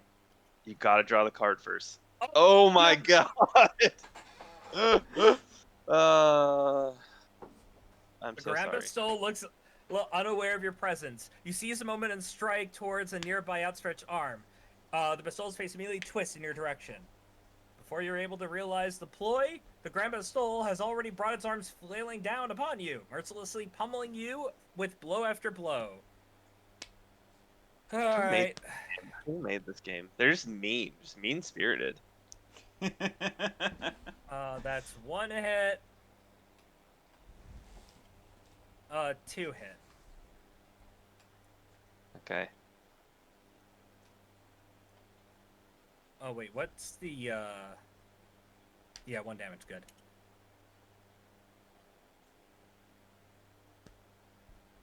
Head no. and arms. How are they looking? Wait, no, that was supposed to go on legs, I think. So arms takes 1, and torso takes 1. Yes. So she's on death's door. Yeah. She could have finished it, man. So close. That literally exact same thing happened last time I was playing. Yeah, just wait. It's going to turn out that it was supposed to be on the arms, and everyone and all the people in the comments of the video are going to be screaming at me. uh, All right, well, Bastille goes. Threat possession. The lanterns around the Bastille fall from its hands and begin to float. The fingers twist and snap as the spectral lights drift from the lanterns towards the Bastille's prey. Possession. Any adept with a total strength higher than their insight suffers this attack. If no target performs trembling entrancement. You attack yourself. So, right, well- we have the upperclassmen. huh. Okay. Well, I guess that means I need to attack myself with total Smash strength yourself higher in than the face. total strength higher than their insight suffers this attack. No, okay. Repeat this attack for each remaining wretched hand target card. We've got 6 of them, so I have to hit myself 6 times. Oh my Let's god. get started. All right, so I'm gonna roll this dice over Yeah, here. because I believe you have 2 strength, right? That's You a miss. terror roll. You hold the gun up to your head and pull the trigger. You miss. All Yeah, right. Denzel Washington from Man on Fire. It doesn't fire. Like you shoot. Okay. It goes click. What was the accuracy I needed? Two or high. Jesus Christ. Okay, so that's one Sign hit. this game. Yeah, right. Who Okay, designed this? It's Just- very mean. right. Okay, so this is my third one. That's a 5. That'll hit. To my hands. All right. Arms. Yeah, the Okay, upperclassman's now the only one with strength right now, I believe, so that would make them the target for this. 5. And that's You're legs. dead. I died. So, Well, it even seems with to me even that- with negating the Constitution. Oh, Right. yeah. Okay. Okay. No. You're right. Okay. So Yeah. that does make a difference. So that means I can keep rolling, but I can only use it once Yeah. for this attack. So I'm on roll number 5. Okay, that's a I have hit. saved you now twice with your Constitution. Yeah, you really have. Yeah. And there you go. Now It you're was dead. inevitable. We were just fighting fate. Okay, so I'm dead. Up. It's almost like the guy who made this game had designed this mechanic to kill the upperclassmen. Don't worry. All this means is that all the hot characters are the ones that are left. There you go. Hey, what are you saying about my upperclassmen? Does he not have like the hot boy energy? I love how you're like, yeah, wait! Don't I'll go first. Don't- Targeting torso. don't do that to my. These are all my babies. One- They're all hot. Hot. to One me. hit. Let's see if how much damage I do. Spaz isn't a fan of Chads. Me, on the other What? hand, depends on how the Chad looks. 1 damage. But scroll attunement. Strike at the. Wait, no. Was it? Yeah, it was a torso's targeting. Yeah. So yeah, Resolve the rest- damage and discard the damage center card. There you go. There's your damage token one taken. more damage to the torso and it will be a critical wound. Not it has 2 health left, but 3 health. It's got 3 health. 3 health, whatever. Alright, well, I'll go then. Once you roll your damage. I did. You're up. Alright. Yeah, he's hanging on. He's a tough one. 8 You and hit. 2. You hit. Alright, well, it's going towards the torso. Let's see what the damage I roll is. I roll 2 damage die, right? 1. Okay, 1. And that's also my damage die. Don't take my damage die. Oh! Nice. And critical wound. An audible crack erupts from within the twisted torso of the Grand Bastille as your weapon strikes at its convulsing chest. Your weapon tears the Geist in half, causing its upper body to fold over, limbs flailing. The Bastille appears to be coming apart. The Grand Bastille is struggling to hold its form together while attacking. At the start of activation, Bastille must roll a 1d11. On a result of 5 or lower, it cannot take actions and movement. Here's Spaz. You're controlling the monster. Oh, we still need Joe and the NPC to roll. Yeah, no, I'm saying... Oh, on its turn you roll. Okay, Yeah. right. Yeah, on his turn. Well, we can move that temporarily because any attack... If Joe managed to do the attack damage... Also, take 2 of these away. I was moving it so that Joe would see it was crippled. Yep. Cool. Alright, so, Joe, if you get 1 hit in, we're golden. Oh my god. Come on, Joe. Get that kill. It killed the Chad the of the win. group. Can he not target the torso now that the critical wound is there? Yep, nope, you can't. Okay. I'm going for the head. Rolling for the head. Boot to the head! Also, each player gains 2 reflections. You get 1 hit. The reflections aren't really going to do much considering we can't spend them. What do reflections do?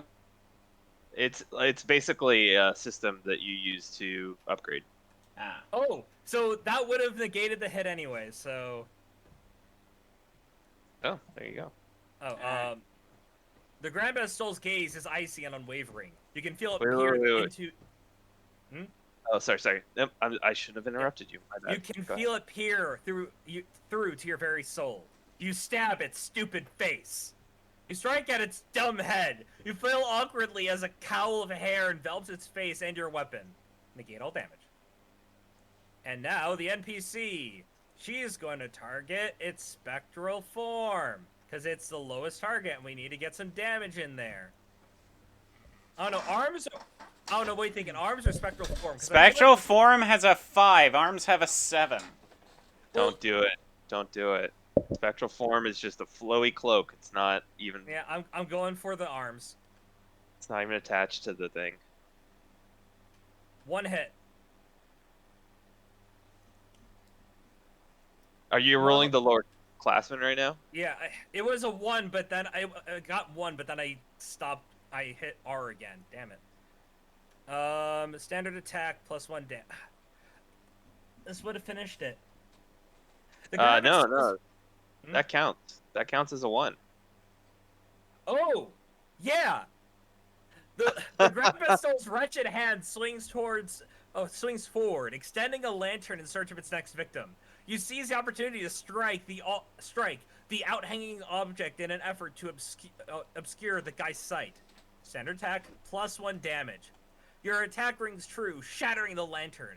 The destruction of the object seems to cause the Grand Vestal physical pain. And it's dead. Wow. Hey. Dun dun dun. Do you want to? Yeah, I'll read the victory conditions. Dun, dun, Wait, dun, wait. dun, dun, dun, dun. Yeah, I was gonna do that. I did the other one, and I thought to myself, shoot, I should have done the Final Fantasy one. That was dumb. Okay, the Grand Bastal rise as purple flame erupts around it, burning away its form. Its cold stare remains even as the flames eat away at the haunting figure. You are left to catch your breath in the ensuing silence. A moment passes, then another. You've only just finally regained your composure before you realize that the only entrance or exit to this room was the door that disappeared behind you as you entered. And yet, a chorus of moans erupt from behind the wall, where the door once stood, accompanied by a banging and scratching of wood. The hall from which you came seems to have come back to life, and the Grand Bastal's absent. Just as the noise behind the door seems to be nearing a horrifying crescendo, dust begins to fall on the wall opposite. Dust begins to fall on the wall opposite. The outline of a passage takes shape where there had been nothing before. A young man wrapped in bandages steps forward through the exposed false wall. This way, quickly, he beckons you. Enter the warmly lit common chamber just behind him. You will find no other exit. Okay, so that was Studium No Exit, but